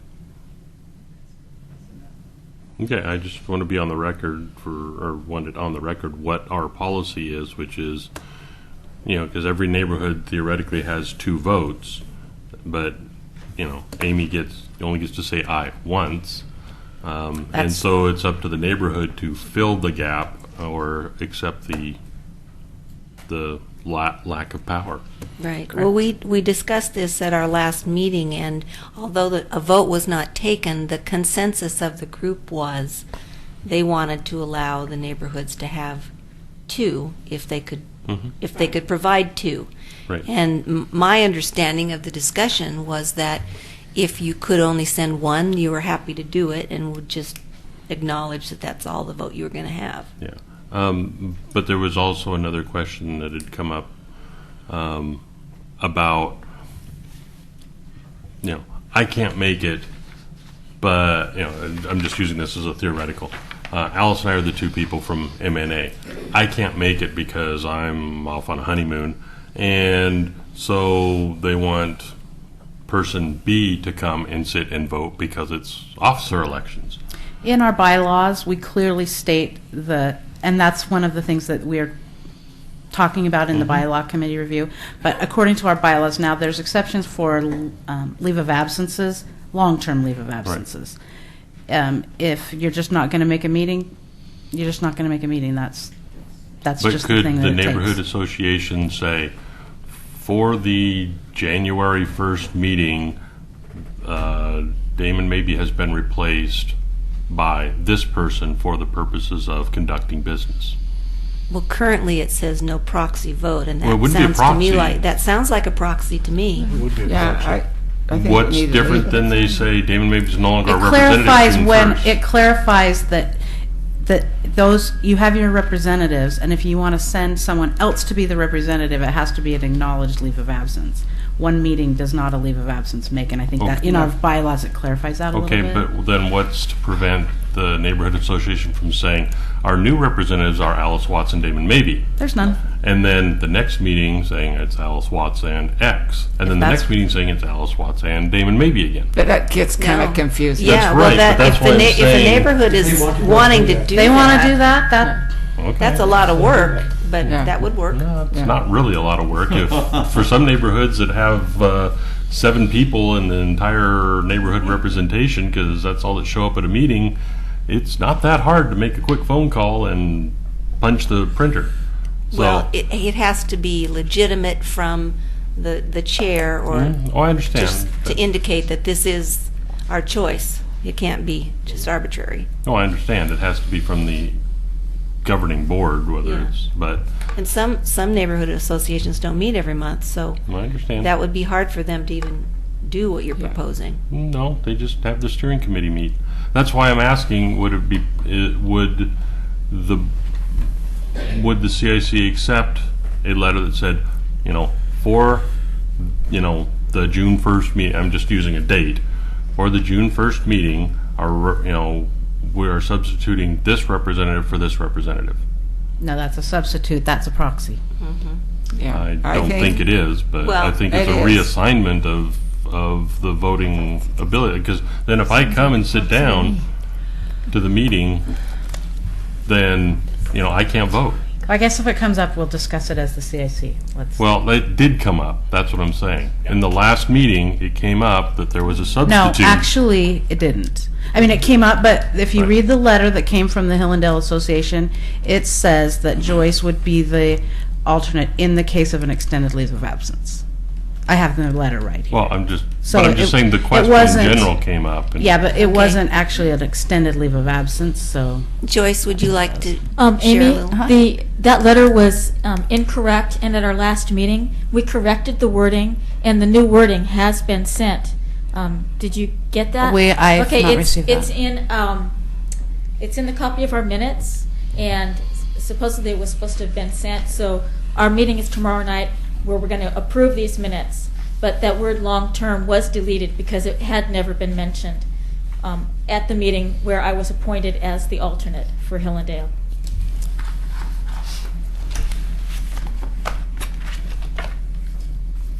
So our secretary has corrected that wording, and we'll be receiving a copy of that. I just want to clear this up really quick. So you're saying that the copy that we're going to receive is going to say that the Hillendale neighborhood representatives will be Steve Anderson and Faith Lee, with Joyce Gifford as the alternate if either of them cannot make any meeting. However, our bylaws, the CIC bylaws, read, all members may be granted leaves of absence with prior written notification to the chair or vice chair. Officers will notify the CIC of any extended absence so a temporary replacement can be assigned. Extended leaves of absence shall be defined as more than 2 consecutive meetings. So even if your bylaws state that you're the alternate, we don't recognize that on the CIC level under our current bylaws unless there's... But those bylaws are up for review, isn't that correct? Mhm. And that's all I'm asking, is that that be reviewed as you review the bylaws. Thank you. Okay. Okay, that Bob, is my as- bomb. Bomb thrower. Bob, as chair of the bylaws committee, would you make note of I'm that? making so a can- note right now. Okay, thank you. Thank you, Joyce. Thanks, Joyce. Amber, did you want to? I was, I was getting- hoping to speak. Yeah, Oh, Amber okay, wants to speak. excuse me, Amber. Thank you. So I got a little confused in that, are we supposed to be providing an approval to remove Steve Tam? And then we got into the larger issue? Is that correct? I was going to address that. We need to decide how we're going to handle asking, or just notifying Steve Tam that he's no longer. I thought he resigned. He resigned. Okay, so So- you're, So we're just, I was Okay. just, So we're do we just acknowledging need to that we approve received his that. resignation? Oh, No. okay. No, we're just acknowledged that Okay. he's resigned, and so at this point in time, we have one recognized representative. and Amy, you've encouraged them then to find a replacement. Yes. That's all we can do, I believe. Does anyone have any other comments about that? Okay. All right. Since I added 2 unfinished business items, does anyone else have any that they'd like to add under unfinished business? If anybody would like to know, I could update you on the process that went on the Willamette Falls Legacy Project Committee a little bit, just Okay. I'd like Sure, to know. Sure, go ahead, Okay. Paul. Wait, I'm sorry. Do you want to do that under committee reports, or Oh, is this the right spot? or? This is just any spot, I guess it Okay. could be. And I I'm just can't, and I checking. just can't say everything, but what I can tell you is that the process was very open. There was a lot of submittals that were brought to the to this process. I think 16, and we went through each one of them, evaluated out, and then they created a kind of a top list, weighted by the responses of all of the participants that were evaluating them. And then the top 8 then were brought in, and we went through, they were given a 1-hour period to make a presentation, of which a half hour of it was kind of formal, and then there was some questions and answers that were made of them. The people that I participated with in the evaluation were wide-ranging from key people at Metro, PGE, county, across the board, you might say, of decision makers. And we represented ourselves well, asking questions and just going through it. And after each interview, and the people were walked out, and we went through then and did a critique evaluation then of each one of the groups that came through. And it was kind of amazing to go through and listen to everyone kind of critiquing what we heard, good and bad, about presentation, content. You know, you may talk about virtually every facet of who they were, because in a sense what we were looking for is this one group that would come along with big eyes and good polish, and we're able to take this out and tell the story and plan and vision with the city and all of the players. And at the end, going through it, I thought it was amazing that we actually came up with one choice at the end, and it was almost what you would say, surprisingly, this unanimous one that waited out, all of us kind of coming to an agreement that one company got a $500,000 contract to pull this off, or will, or hopefully, after they go through talking to the bankruptcy judge or people. So we have to go, there's some process that has to go through now to kind of legitimize it. But as far as we're concerned, we're waiting for that process to go ahead, and when it does happen, I think that will be moving ahead on a very exciting moment in the city, which will take a property that has great potential, and I walked it. I was through all of the bones of it, and when you get down into the bones of it, it's kind of amazing. One of the terminologies that was presented was it was like going through Roman ruins, kind of like where it was built on, and there are layers. And down in the bowels you can find an old water chase where there was once a water wheel from ever and ever ago. But when you look through the whole kind of the remains of the old woolen mill foundation, you see some amazing things. And it was these people coming in who were going through all of this, and it's how they presented back to all of us kind of this vision, this dream, how they did it. And at the end, I was very thrilled to be part of the process and representing the CIC and representing citizens on it. And I would come back and just tell you, I think that it was legitimate, it was positive, and we're heading in the right direction. So, will you be able to report to us again? And how often do they meet? And what's the next stage? The next phases will come along, and as they do it, I will let you know what happens. But I just would tell you that I think that out of it's going to be some crazy things, and minds are going to be turned loose. And what can we get out of it? Are you at liberty to reveal the? No. No, not yet. So, but you got us hanging on the edge of our seats now. Well, it's and as you should be. But I will turn around and just say that it was thrilling to be able to be there and part of it, because at the end, I just wanted to make sure everyone knows that this was done right. Okay, this was done right. We're trying to take this new bold step, and also we got a letter while we're in the deal, and it was quite interesting. It was a joint letter coming out of our United States Senate and senators and congressmen from this area asking the state of Oregon to, in this current legislative season, for $5 million to come out of state appropriations to help fund us getting to where we hope to go.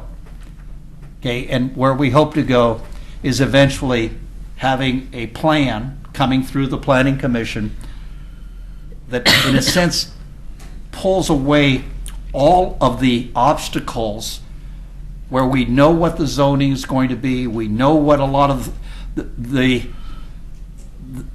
things that might prevent a builder or a developer to come in and think that he's got other hurdles that he's got to walk through. So we're hoping that from this and from the money that's coming together in this kind of joint nature of all of this, and that we will have all of those ducks put into a row and all the problems put to bed, and somebody can come in and move ahead. But I think you're going to see it happen in an incremental fashion. There will be some open public, lots of open public process, and when it happens, I think everyone should jump in, and because there's no exclusivity of brilliance in this thing, and everybody's going to be looking for ideas. Yeah, the team that's guiding it's going to be doing the leadership of it and probably doing a lot of the guiding of it. But there was a lot of input based upon that the public sessions were really listening sessions too. Mm-hmm. So to the Would you make sure that you get emails out to everybody? Because I Yeah. expect that everybody's interested in Yes, I will. seeing the process. Thank you. Thank you. Okay, under new business, first item is request for funding from the McLaughlin Neighborhood Association. Damon, maybe? McLaughlin puts out a mailing before each of our meetings. We have 6 meetings a year, general meetings, steering committee on the opposites. And the basic allocation for the city as divided by all of the neighborhoods is not enough for us to get mailings out to everybody for each of our meetings. So at this point, according to Katie, there is a surplus of money not being used by other neighborhoods. It's already budgeted. It's in the budget. We need to come up with $26 and something from the last mailing, and we still have one more mailing to go this fiscal year.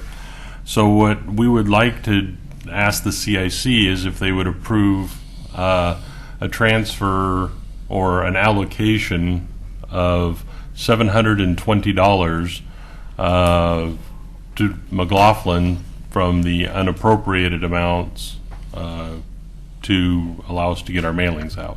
Is that the exact amount? Now, the you're exact asking amount for? is $716.48, but that, if there's more people move in, creating more ability to mail, at 40 cents a thingy, I mean, that's 10, 15 more people move in.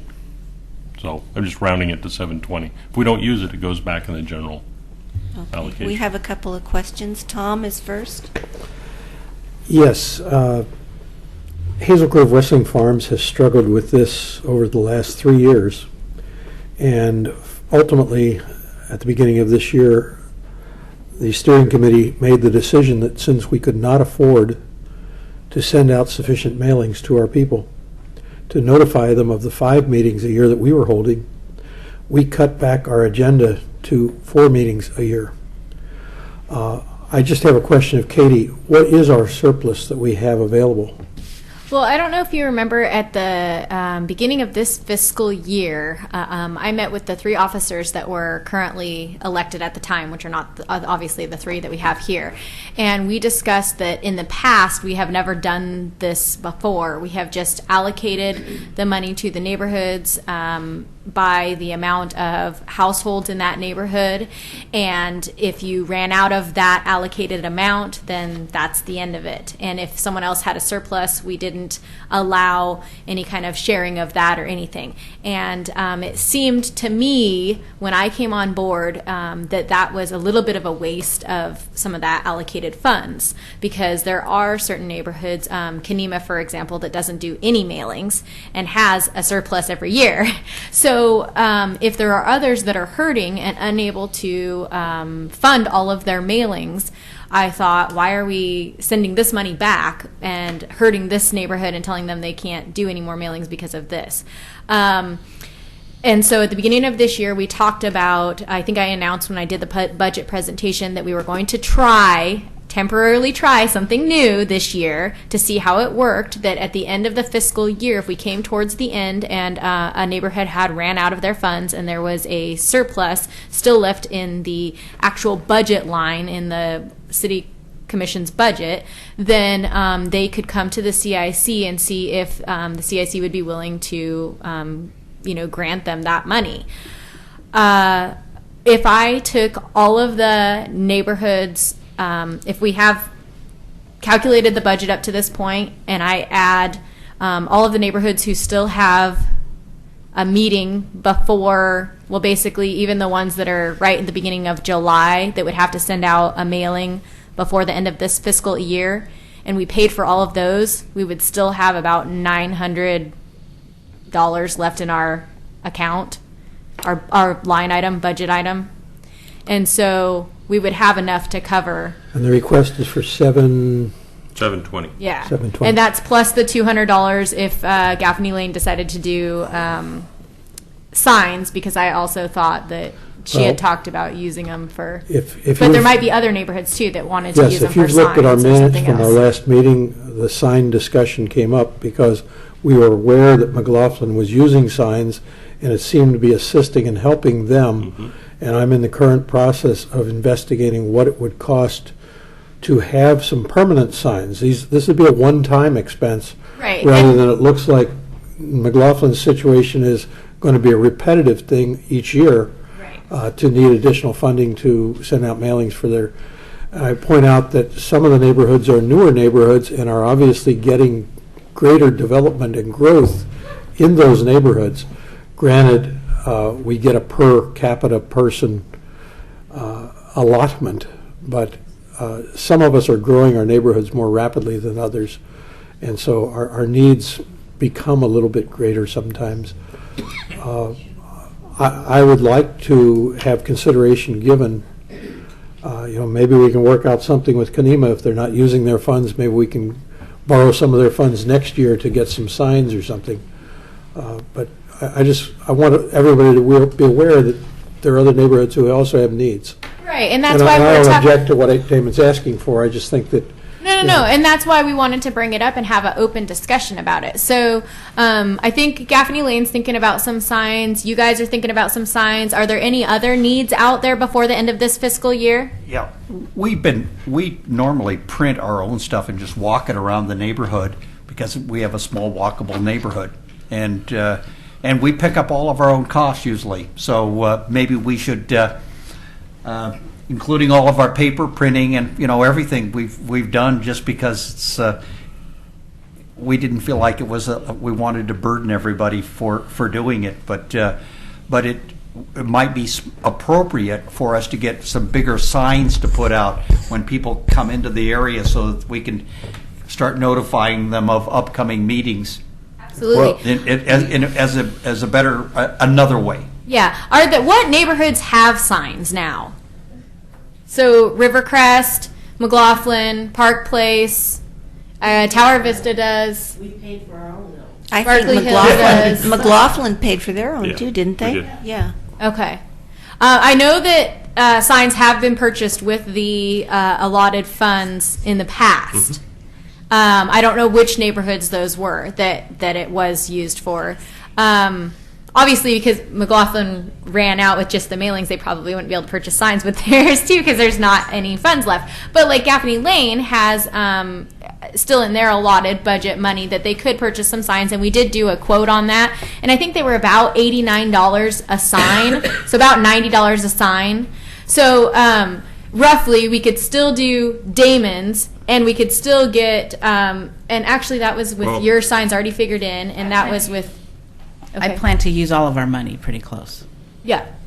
So, but I think there was So if you're still counting two signs, Here, let me I don't pull know. it up. Can I pull it up here on the screen and just show you a couple of scenarios? I think we would still have enough to do everyone's signs and approve the amount. But let's take a look. That's why I was asking if there's any other needs out there.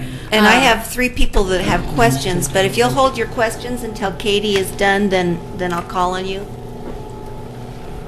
Yeah, I guess real quick, Katie, based on what you sent, that you said if every neighborhood were to send out one more mailing for the fiscal year, we'd still have $2,013 left, but you didn't take out Gaffney Lane signs or the Two Rivers if they were to do a mailing. Right, and so I added that in later just so I could see what it would look like.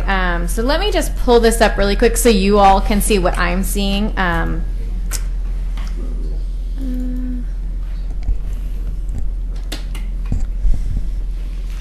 Amber? Oh my God. The switch behind you will dim the lights. Good, she's not there. Oh, here, I'll do it. Don't worry about it. I got it. She's got the power.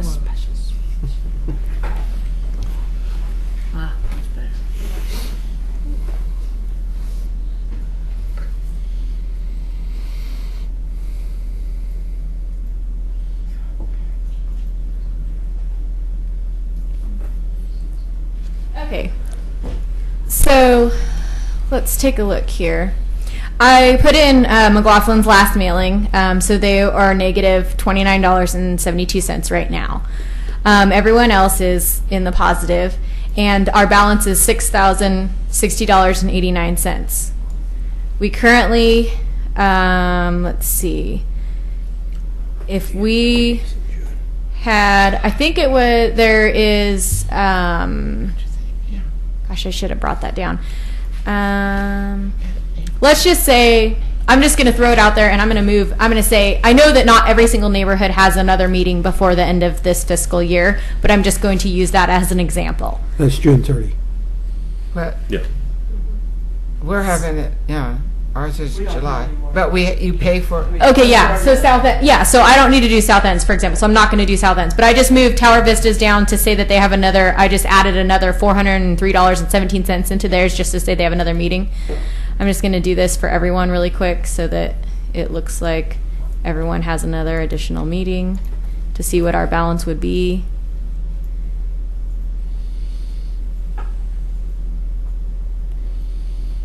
That's what our mail. Yeah, I see it. That's what our mailings cost. $639. And that's to.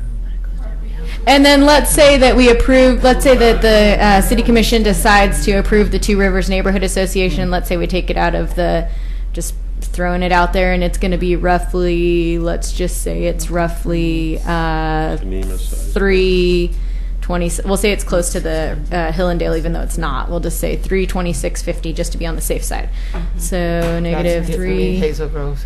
what did I say, 26.50. So they're outdated. So even with all of that, then let's add in some signs for Gaffney Lane. Let's just say, because right now we have 1,190 left. So let's say we're going to do negative 200 for. And Hazel Grove? Oh, you're going to do more signs than just 2? Yeah. How many do you know? That's why I said we're probably going to use our $400 that we had left. Well, you have 184, say, if we order Oh, 4 because if signs. she doesn't do another not mailing gonna until have the another next mailing. fiscal year, so I just put you down for, okay, so then that technically that would be your, so that would be fine. And then let's say Kanema decides to do, We'll do can we do 400 in as much as we've been cheap for? You can do 318.32. You have really.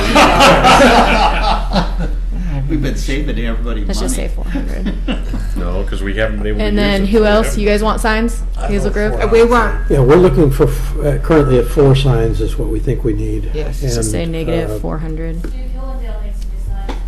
Okay.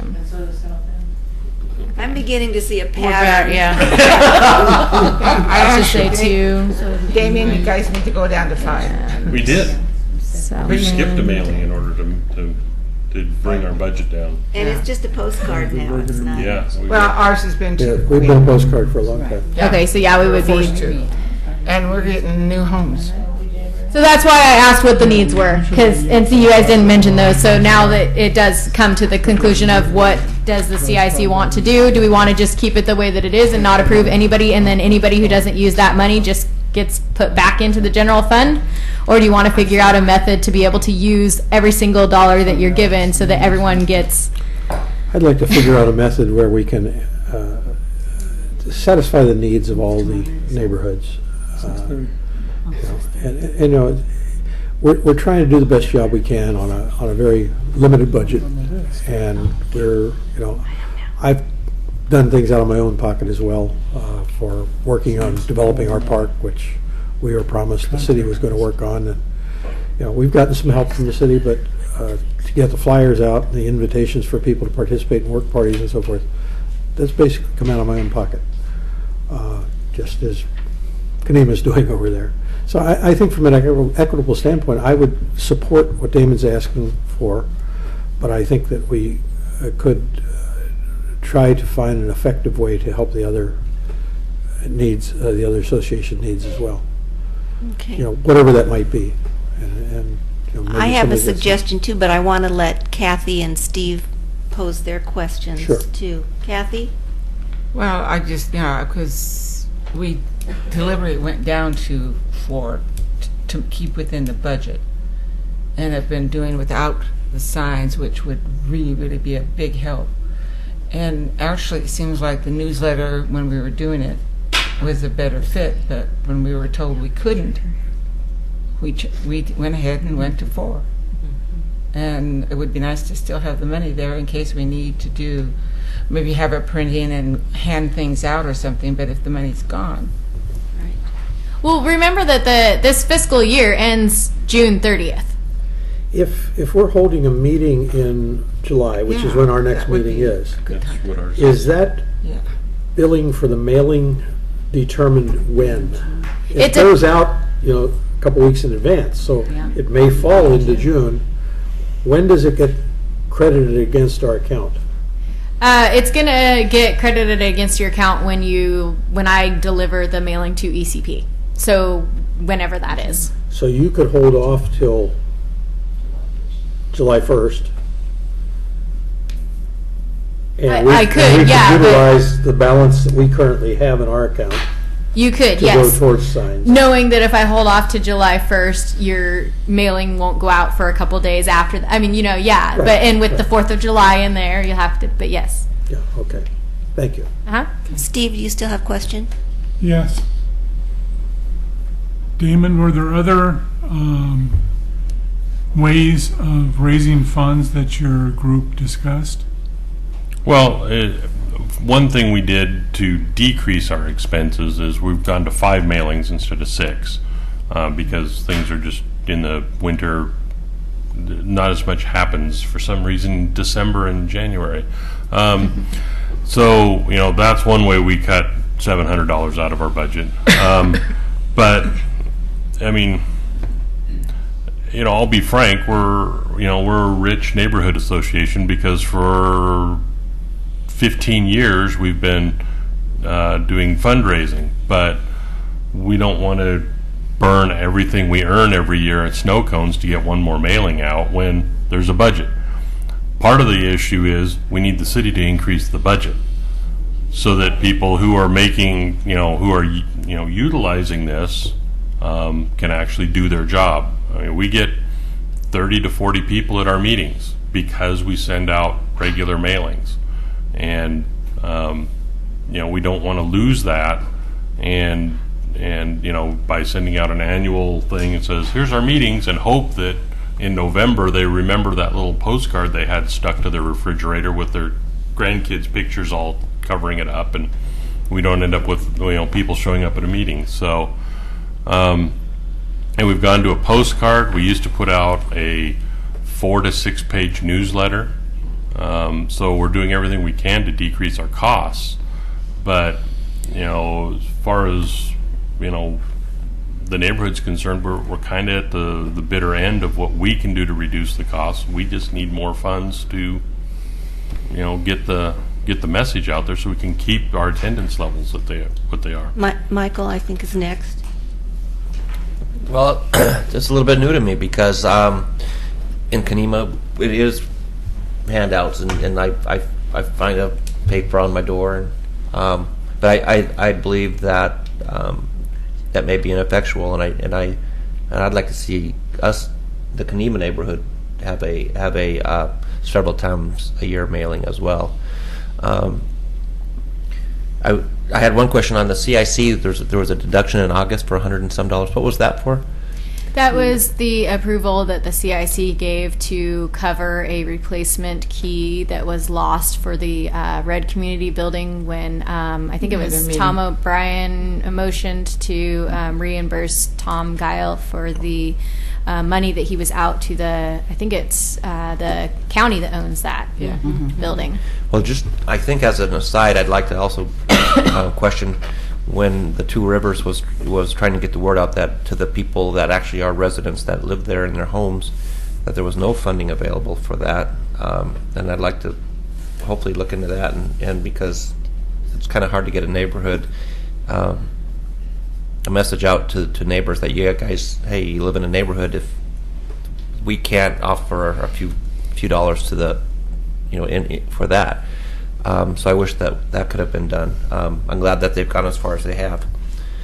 So I don't have an issue with it, really. I think that if they're savvy enough to have these and have somebody write that many times a year, I would I would like to request that all of our neighborhoods, maybe we encourage all of our neighborhoods to have a every other month mailing, and that we look for some more funding for that. On the other hand, you guys do sell a lot of snow cones, and so I don't know if the need is that critical. Well, initially the money went right into the flower basket program on the streets.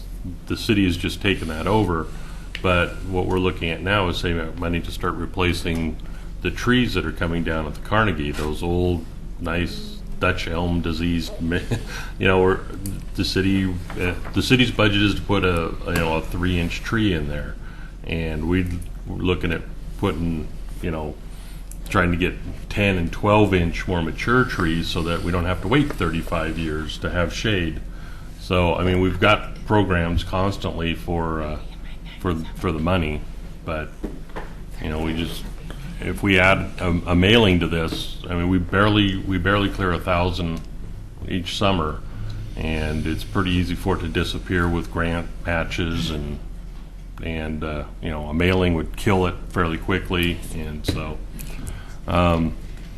Damon, can we get a couple more comments, and then we need to decide what we're going to do about this? Well, I just wanted Kathy? to ask Katie, since I know I am getting a land use and that there's going to be 27 new homes by the end of this year or the beginning of next, our budget for that will increase. Will that automatically go in there when those new homes are finished? I already have new numbers for next year, and so far the household numbers for next year hasn't increased that much. But there's a land use action going on right now that I'm aware of. So when will that be complete? Do you know? Is it within the next 2 years? We know of 35 homes that are going in the next 2 years. Yeah. Well, They'll be complete by the end of the 2-year period? Oh, yeah. They're going to probably be complete by the end of next year. Okay. Yeah, that has not been figured into the budget. Yeah. One of the developments has been fast-tracked, and we didn't even get. Yeah, that should be. Yeah, there's 2 developments. I forgot about that one. Yeah, that hasn't been figured into the budget. Okay. We have 2 more people that want to comment, but I want to interject something here now and see if we can nip this in the bud. I am the treasurer for the McLaughlin Neighborhood Association. I know how much money we have. We could pay for this ourselves if the CIC would agree to reimburse us with any overages that they had at the end of this fiscal year, if there are any. Well, That's a reasonable approach. But that's I'll have to look into that, but I don't know that's how that works. That's an yeah. accounting mess. I'd rather just because what's determined as an overage? Well, gee, she didn't get the sign thing in for Hillendale in time, so there's 400. But we couldn't submit a bill that I'll you have could to. I'll pay have to back? look into that. Yeah, I'll have to look into that. Sounds good. Do you want to move to the next question? I would. Paul and Joyce, you feel important? You got to I make one would- more comment. Real quick, Okay. like, I think communications out to the citizenry is above all very, very important, and it may be appropriate at this time for us to try to, though the budget committee of the city has already kind of advanced their budget and everything is already kind of cast in a biennial budget, so for 2 years, but for us to ask them to increase wherever possible funding for citizens outreach like this, so that we don't have a neighborhood association who has been effective in reaching out, Yes. not being able to do that. I think it's just positive for the city and positive for the citizens. So is your position to To upfront the money now out of the current budget? Yeah, I'm not against it if the money's available, but I would think that we should be asking to see if there isn't some appropriations within the city that can augment greater outreach in mailings for Okay. all of the neighborhood associations. Okay, one more comment. Joyce Gifford? Katie, do you have those numbers as to what the new budget is for the biennium, the new budget that was just passed for the Citizen Involvement Council? Yeah, it wasn't passed yet. The proposed budget is $25,500 for the first year and $25,500 for the second year. So it's That's the same. Additional 500 from our current year. Okay, thank you. Okay, we've had a lot of discussion. We have no motion on the floor. Will there be one? Shall we carry it on next month? Would you rather table this? I'd like to have I'd an like- answer so we can get a I'd like start out to or not. make a motion that we approve Damon's request for the McDoffin neighborhood. For $720? Yes. Is there a s- Second. Okay, thank you. Second? All right. Wait, who was second? Amy? Amber. Oh, Amber. We've had a lot of discussion. Do we need to discuss it any further? How is All that right. going to be broken out? Call for the question. Okay. Ooh. I guess we're going to Getting all vote. Parliamentary on this. Okay. Tony? Michael Berman? Abstain? Paul Edgar? Yes. Amber Holbeck? Yes. Amy Wilhite? No.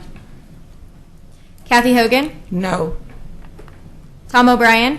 Yes. Steve Anderson? Yes. Faith Leith? Yes. Damon Mabey? Aye. Alice Watts? Yes. Bob LaSalle? Yes. Steve Van Haverbeek? Yes. Diane McKnight? Eileen Olson? Ingrid Rickenbach? No. Marianne Jensen? No. 1, 2, 3, 4, 5, 10. 10 for, 4 against, and 3 abstentions. So it passes.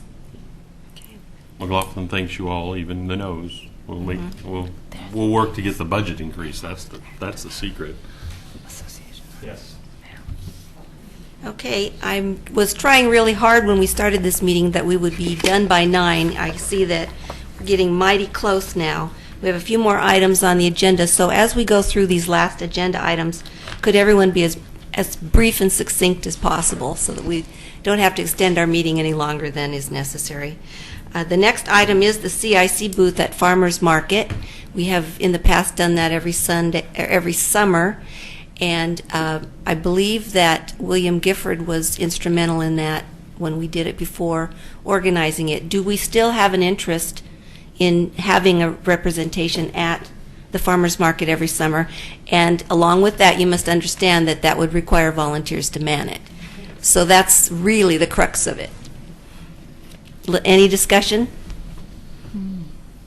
Well, the first couple years, William and I and Paul and, several of us there actually manned it, and it was very useful. We put big old map up and had people put dots as to where they lived and what their neighborhood was. A lot of people, that we spoke with, didn't know that there even were neighborhood associations, B, which one they were in, and how to even get in contact or when the meetings were. I was actually amazed at how many people, when we had samples of like the postcards from Hazel Grove or whatever available, went, "Oh, is that what that was? Is Yeah. that what this is all about?"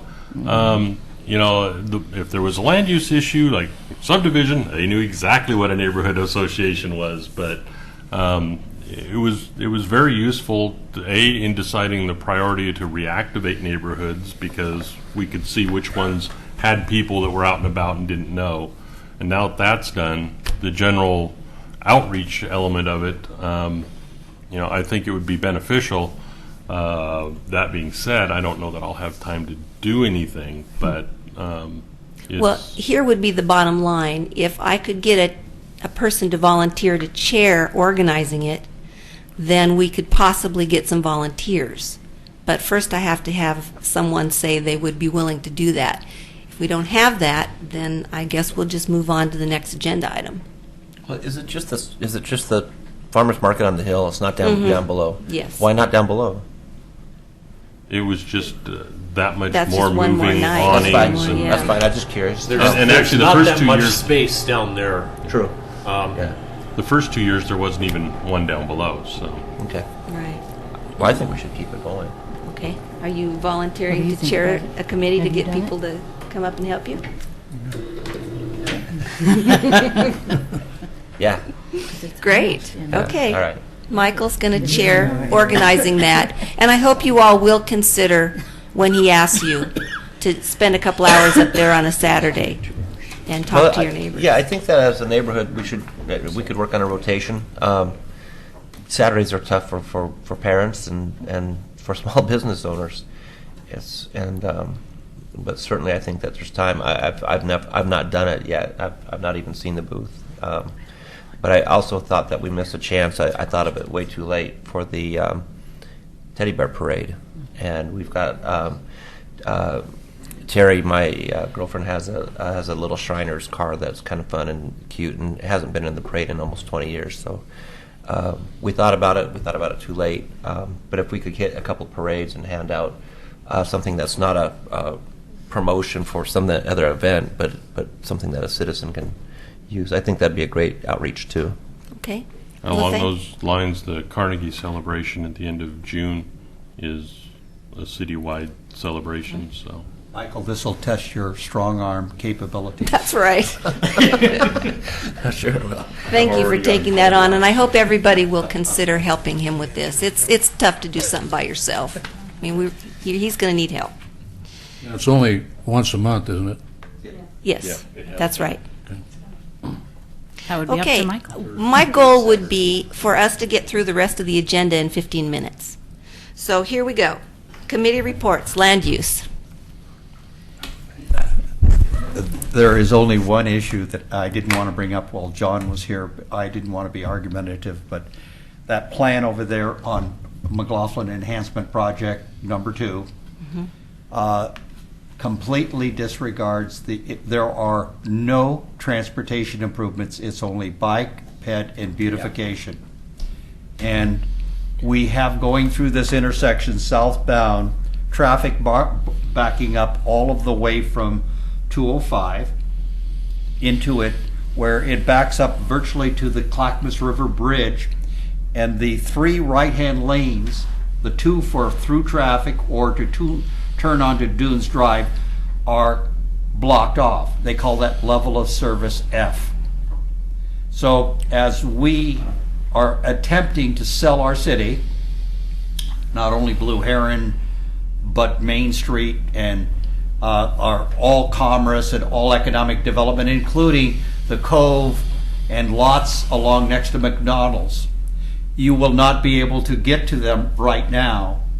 This plan, where we're spending $4.5 million, close to $5 million, and not correcting problems, I feel was an assault.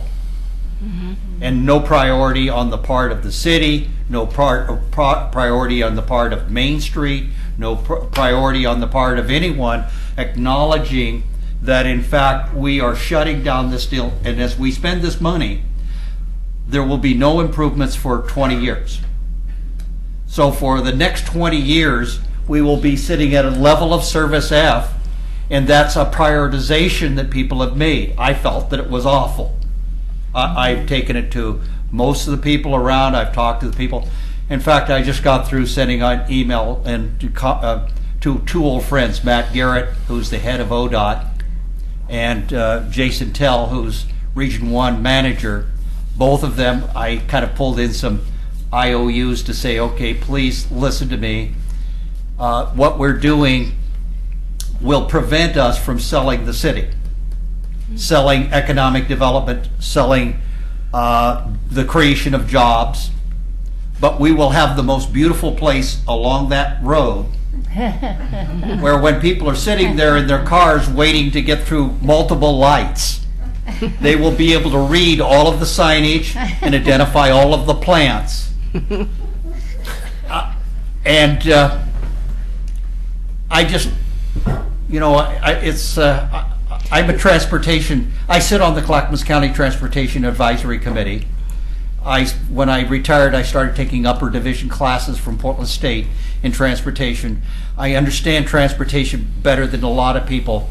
And to me, this is an amazing effort to spend money and accomplish very, very little that benefits the city. What I would ask you, but I want to let Amber pose her question or comment, what you need from us, if anything. But what it needs is people who are concerned to, because the Paul Edgar record sometimes is broken, And I can't be the only person out there that Right, has okay. a concerned voice. And so I make this comment primarily to say, this is what happens when we as a group and as a city and citizens do not comment and do not try to think through some of these things. These projects... Can we invite them back here? What? Can we invite some of those people back here? We should, somebody needs to talk to people at all levels within the city. All I can tell you is I've tried. Okay, I've been Amber? trying. Yeah, Let's have go to- Amber have her Okay, comments. so there are a number of things that Paul's mentioned that I certainly agree with in terms of the breakdown of those particular intersections. We've all suffered through it.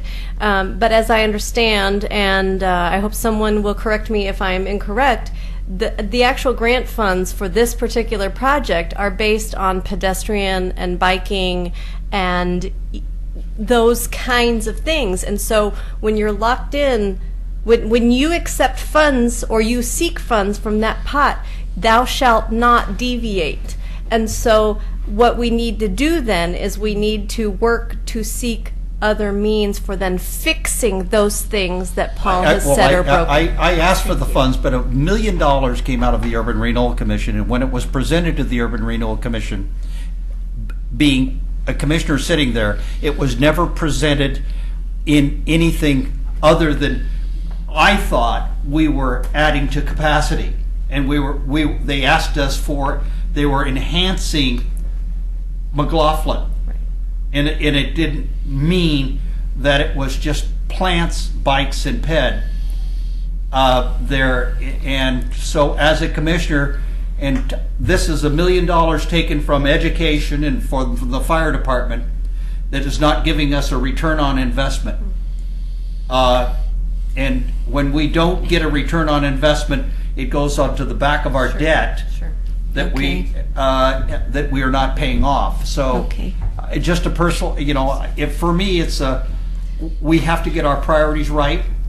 And this was federal highway money that came in from the Federal Highway Trust to Metro that was allocated. So 3.5 to 4 million of it is Metro dollars, but it's in a sense it's their prioritizations also. I would just ask that when you provide summaries that you're specific in terms of how the dollars are allocated then, so that everyone who's hearing the concerns know fully the full story of that particular And piece. I'd like to hear from Damon, and then while he's talking, Paul, try to come up with something we can do to help you, and then we need to move on. Well, and I guess my simple comment is the bridge is only 2 lanes wide. So even if we shoved out that road 5 lanes each way with turning lanes every direction, it's still a choke point. And as long as the bridge is as wide as it is, it doesn't matter how many lanes we put on it, that's the choke point. And if we widen it at all in order to provide more laneage, we're destroying the trailer dump site in the park, the skate park that we invested about $1 million in, and the Firestone Alley on the other side, and the sellable land that is in the lots alongside the McDonald's.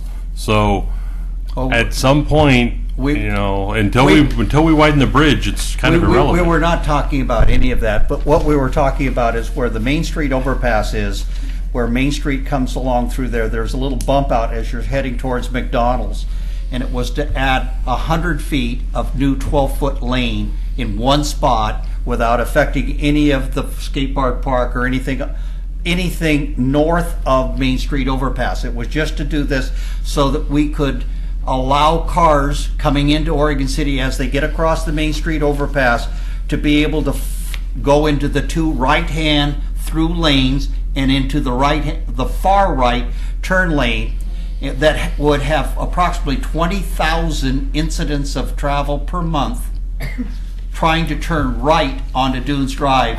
And without this capacity built into improving that in that area, we can't even develop or sell the lots next to McDonald's or virtually do anything at the Cove because we're landlocked, transportation locked, because of this congestion that exists.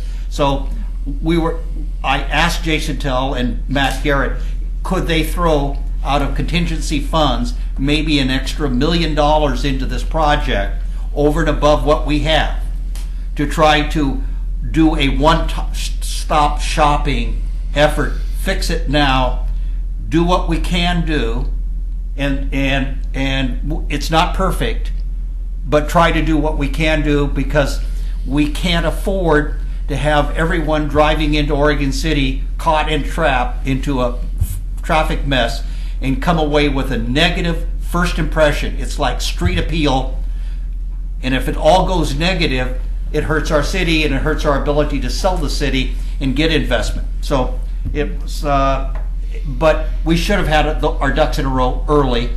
We did not. This is just a kind of a crapshoot of what could we do to try to come up with something that's better than what we now will probably have for the next 20 years unless we figure something out. Well, Paul, do you want to have some volunteers to meet with you and come up with a strategy? That would be great if anybody wants to. Do we have any volunteers to meet with Paul and work on this and see if a correction could be done? Thank you. Tony and Tom? Tony and Tom and Amber? That's great. That's a good sized committee. Anybody else before we move on? Sure. Michael, okay. Thank you. Thanks, Paul. You're welcome. CIC review, bylaws review committee, Bob? We met April 9th, and we're about halfway through the bylaws now, maybe a little less than that. And I'd like to have the committee members meet with me just shortly after this meeting so we can establish when we'll have our next meeting. There's a conflict of scheduling there, so it won't take more than a couple minutes, I'm sure. Okay, can do. Okay, the last item on our agenda is our roundtable, and I would ask tonight, rather than going around to each one of you, if you do have a roundtable item, if you just raise your hand and I'll call on you. If you don't, then we'll just pass and, okay? Would that be all right? Okay. If it's all right, okay, good. We'll start with Paul and go around this way. We have an issue in Kenema, and it was our restroom, and we have had people coming in, and as all the parks are around the city, our park happens to be an area where kind of the headwaters, or the head as people head out into the Metro Natural area, and they come in, and we have this beautiful children's park. Well, the restroom's not been open. Some people decided to break the door open in frustration. Mothers and kids are going out there, and they say, well, it's all locked up, so just go over there, pee or poop someplace around through here. And it's been awful. And it's bad on the parents, it's bad on our park, it's bad on the natural area. And they say, well, Paul, you can't take your dog out in the natural area because it's destroying it. So so of course I have 2 dogs, so they destroy a lot. But here we allow this stuff to happen around through the park, and so I get into this area where I believe that, as Scott Archer says, well, we just don't have the money appropriated, and what we have to do is we have to wait until we get our temporary people in. So we have 85-degree days. People are flooding the park. The door is locked solid. Yeah. Is that what we want? Is that the correct use of the city assets? And I think Kenema is just one small example of it. And I think what we need to be doing is asking for more money to be made available at an earlier time frame. When the weather breaks in March, restrooms in the parks should be open. Yeah. Okay?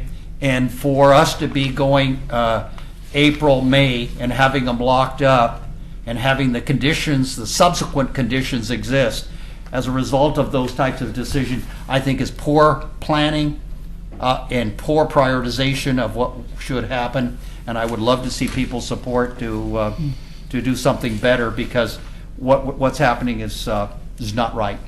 Okay. If anyone has any ideas on this, I did email Paul with an idea that I had. if anyone else has any ideas on resolving this before the park season is official, could they email him and give him suggestions? Next, I think, was it Kathy? Was that, excuse me, Bob? Okay, Bob.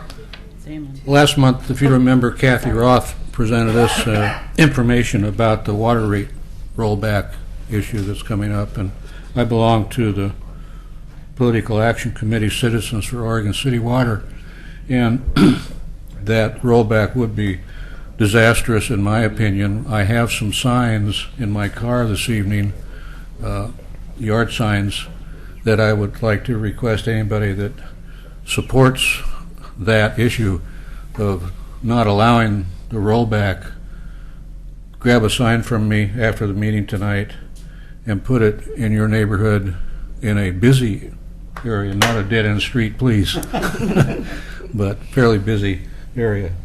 Okay. Thank you. Thanks. I'm going to do something arbitrary here. We've had a lot of speakers from this side of the room. I'm going to go over here. Tony, did you have your hand up earlier? Did you have an item? Diane, was it you? Okay. Okay. Excuse me. Thank you.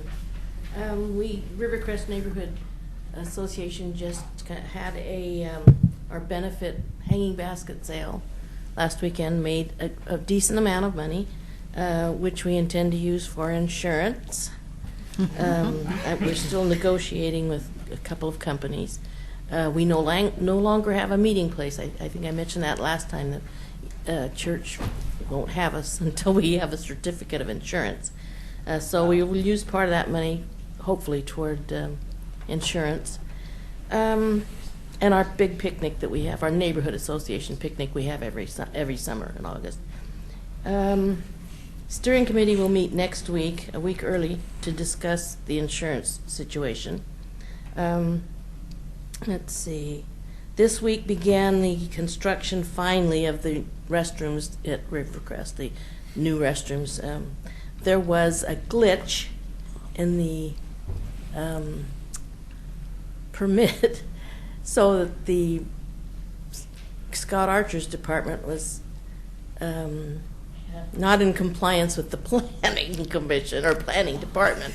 So there was a snafu there. So now it's cleared up and construction started today. And we are without restrooms also. We have 2 porta potties though, and one's a double one. Ooh.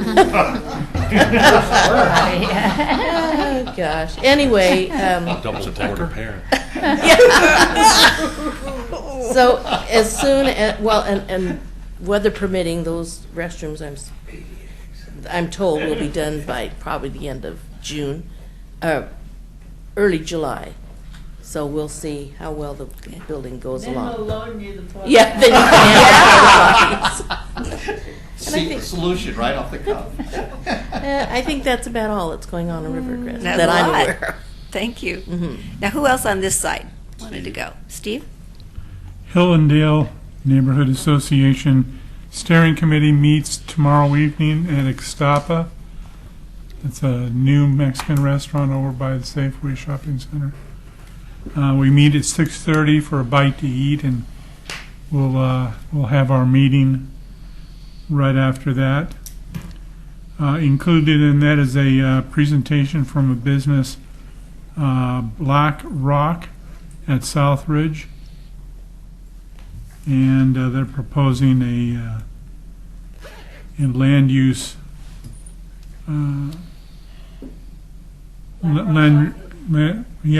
Black Rock Coffee land use issue. So again, that's tomorrow evening, Ixtapa, 6:30. And an official welcome to Faith as our second CIC representative. This is the first time we met this evening. I missed the last meeting where she was elected in. But after this meeting, she's going to be doing all the announcements for Helen. Okay. Thanks, Steve. Thank you. And Amber? what I wanted to do is actually, for the good of future business here in Oregon City, just mention that there's a new entrepreneurship series called Business Recipes, Ingredients for Cooking Up a Successful Business. This series will begin Thursday, May 30th at 7 o'clock. And the first one will be presented by Rob Campbell, who's the director of Clackamas Community College's Small Business Development Center. And it's promised that attendees will be treated to a savory discussion about doing business in Oregon City. That will be at the library. Again, Thursday, May 30th at 7 o'clock. Stay tuned. Okay. Okay. Do we go to Kanema here, or do we pass? I just have a short deal. I went to the Bicycle Transportation Alliance. They call it the Alice Awards. I'll just briefly read one sentence. This spring, our groundbreaking bicycle education program taught its 50,000th grade schooler how to ride safely. Wow. And then they go on and say, well, they've been doing it for so many years that these kids have grown up, and now they showed a picture of a child, and now she's part of the BTA. And it's a big, it's a powerful group. It's a good group. It's sometimes controversial because they are the guys that are getting the bike lanes and the green lanes and all the stuff going on in Portland. But it is kind of a neat thing. I did meet a lot of interesting people there. So it's somewhat controversial, although for the 500 people that were in attendance and the mayor and quite a few people in Portland, it wasn't controversial, and there was primarily very slender people there. It's always good to see. Kind of, actually. But I did meet a couple of people, and I think it'd be fun to maybe invite some of them maybe to a future meeting if anybody was interested. I think it'd be kind of fun to talk to some of them. Because actually, both of our bicycle shops in Oregon City are members of this. I noticed in the brochure, but I didn't see. I saw one Clackamas County Commissioner there, and not much else from this area. So it's obviously primarily a Portland metro area, but we're on the outskirts of it, and that may be something fun to do. Why don't you pursue it and Okay. see if you can put something together? Sure. Tom or Kathy? Pass. Yes, I'd like to thank, we had our bingo night, Phyllis Dock and Phyllis Hart, last 2 Saturdays, and we had 2 people that came to it. One, she did, her table did wonderfully on gifts, getting bingos. But unfortunately, if Phyllis Dock and Phyllis Hart does not find another place, we will have to close at the end of this year or before. We'd like to thank BC Telephone for 5 wonderful years, but they were able to lease it, and we can understand that. We have a temporary storage, but if we can't find a home to put up the workshop, we'll fill the socks however we can, and that'll be it. So anybody out there that has space that we could put up a workshop, we absolutely can use it. That would be 3,293 people that got socks last year. Not getting socks this year. Well, how big of a shop? What's your square footage that you need? Right now, we're storing in 1,000 square foot. I'll take whatever we can get. I'll take 800. What's your current? I mean, what was the BCT site? It was 2 rooms. But I mean, how so many? So together, it was probably maybe 800. But the 1,000 would really be good. But we'll take 800. We'll take anything. Well, I just wanted to know, like, do I go talk to Craig and say, hey, can we have the basement a Safeway, or is it like, no, well, we're already, Craig has given us. I know, I'm just. No, but honestly, Craig is wonderful. He has let us move it in, and we had to have it out by Sunday. Oh, wow. And, but somebody's looking at that spot, and if they decide they want it, we have 2 weeks' notice. We have to move all that stuff again. Yeah, but I just, what sort of volume? Yeah, right now we're in one of his. 800 square foot garage. Yeah, one of his places is, well, we actually have one of our members lent her garage, and we put the baby things and senior adult things in there, so we can work on there, but we can't take, we worked all week, and Willie worked all week plus on the weekend lifting that stuff. So we need help. Thanks, Kathy. Steve? Park Place neighborhood has 2 events coming up. On Monday, May 20th, we have our general meeting, which we will have our annual election and election of officers. We also have Greg Swanson will be our speaker on Map Your Neighborhood and emergency preparedness. And then on May 18th, we have our scheduled 3rd Saturday cleanup. We'll meet at Steve's Market at 9 a.m. and I'm not exactly sure what the plan is. Probably a street cleanup and work on the Park Place gateways. Good. Thank you. Bob? Also, I forgot one thing. If anybody is kind enough to take some of my yard signs, if you'll just give me the address of where you put it, I'll be more than happy to pick it up after the election. Okay. And Damon, I skipped you. I'm sorry. No problem.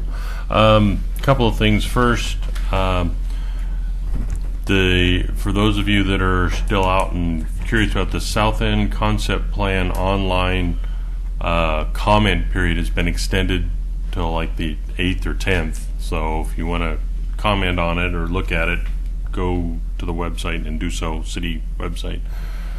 Second, June 22nd, I think. That whole week is celebrating the Carnegie's 100th anniversary. All sorts of things going on. There's statues in the yard area. That's here through that period and all that. So keep posted. Keep your eyes open on Oregon City News and city websites. 5 or 6 different events going on around that, culminating with kind of a party, for lack of a better term. And then just something I'd like to add to future business is how do neighborhood associations happen? I mean, Two Rivers has just popped up, stolen all the territory out of the CIC. And so what's the process? How are boundaries decided? Who, do we get a chance to comment on them, as the CIC? What's the minimum size, for population, all that sort of stuff. I mean, if Two Rivers wants to form one, that's fine. But Buena Vista, where I live, used to, which is now part of McLaughlin, used to be a neighborhood. If we don't like what McLaughlin's doing, can we break away and become a different comment differently on hospital issues? So at what point is, can a neighborhood be a neighborhood association and not a group of disgruntled neighbors?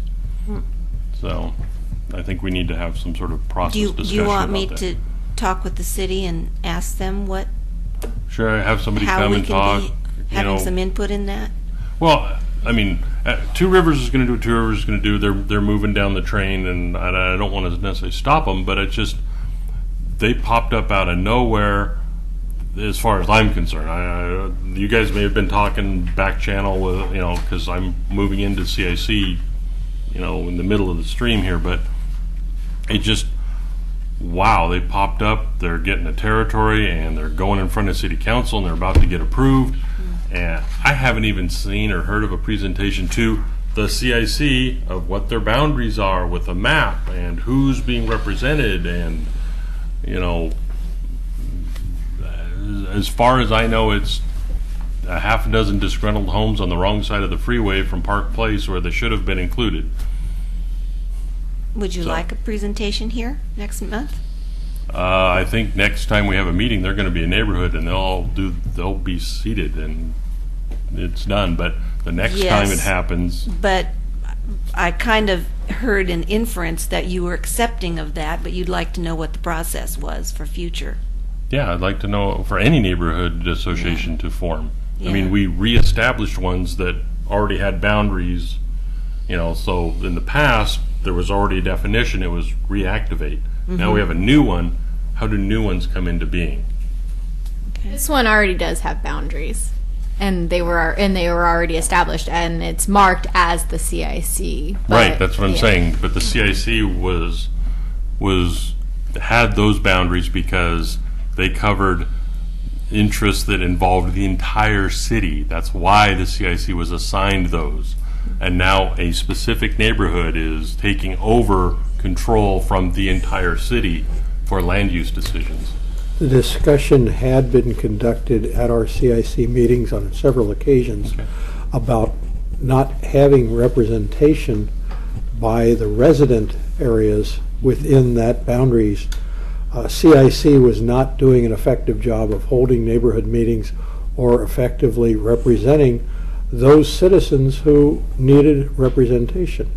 And someone came forth and said, we would be willing to take that responsibility on from the CIC, since the CIC is pretty much ignoring it.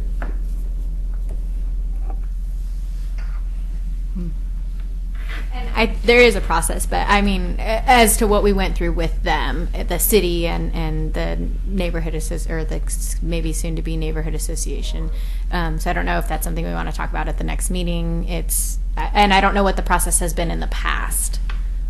Well, the past was like 1996. Right. So maybe it is time to just talk about what the process is. Yeah. You know, either to streamline it or to codify it so that if other people want to,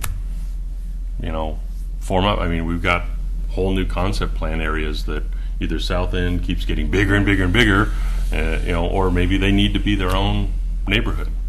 Well, that is a relevant point. As we grow, there will be more Yeah. neighborhoods, so that's good. We should probably get a handle on what the process is. So we'll look Is into there a that. minimum number of households that belong to a neighborhood association? I don't know the answer to that, but when we talk about it at the next month's meeting, we'll discuss. That'll be one of the questions that we hopefully can find an answer to. I'd like to make a motion to adjourn. Call the question. Wait a minute, I have something.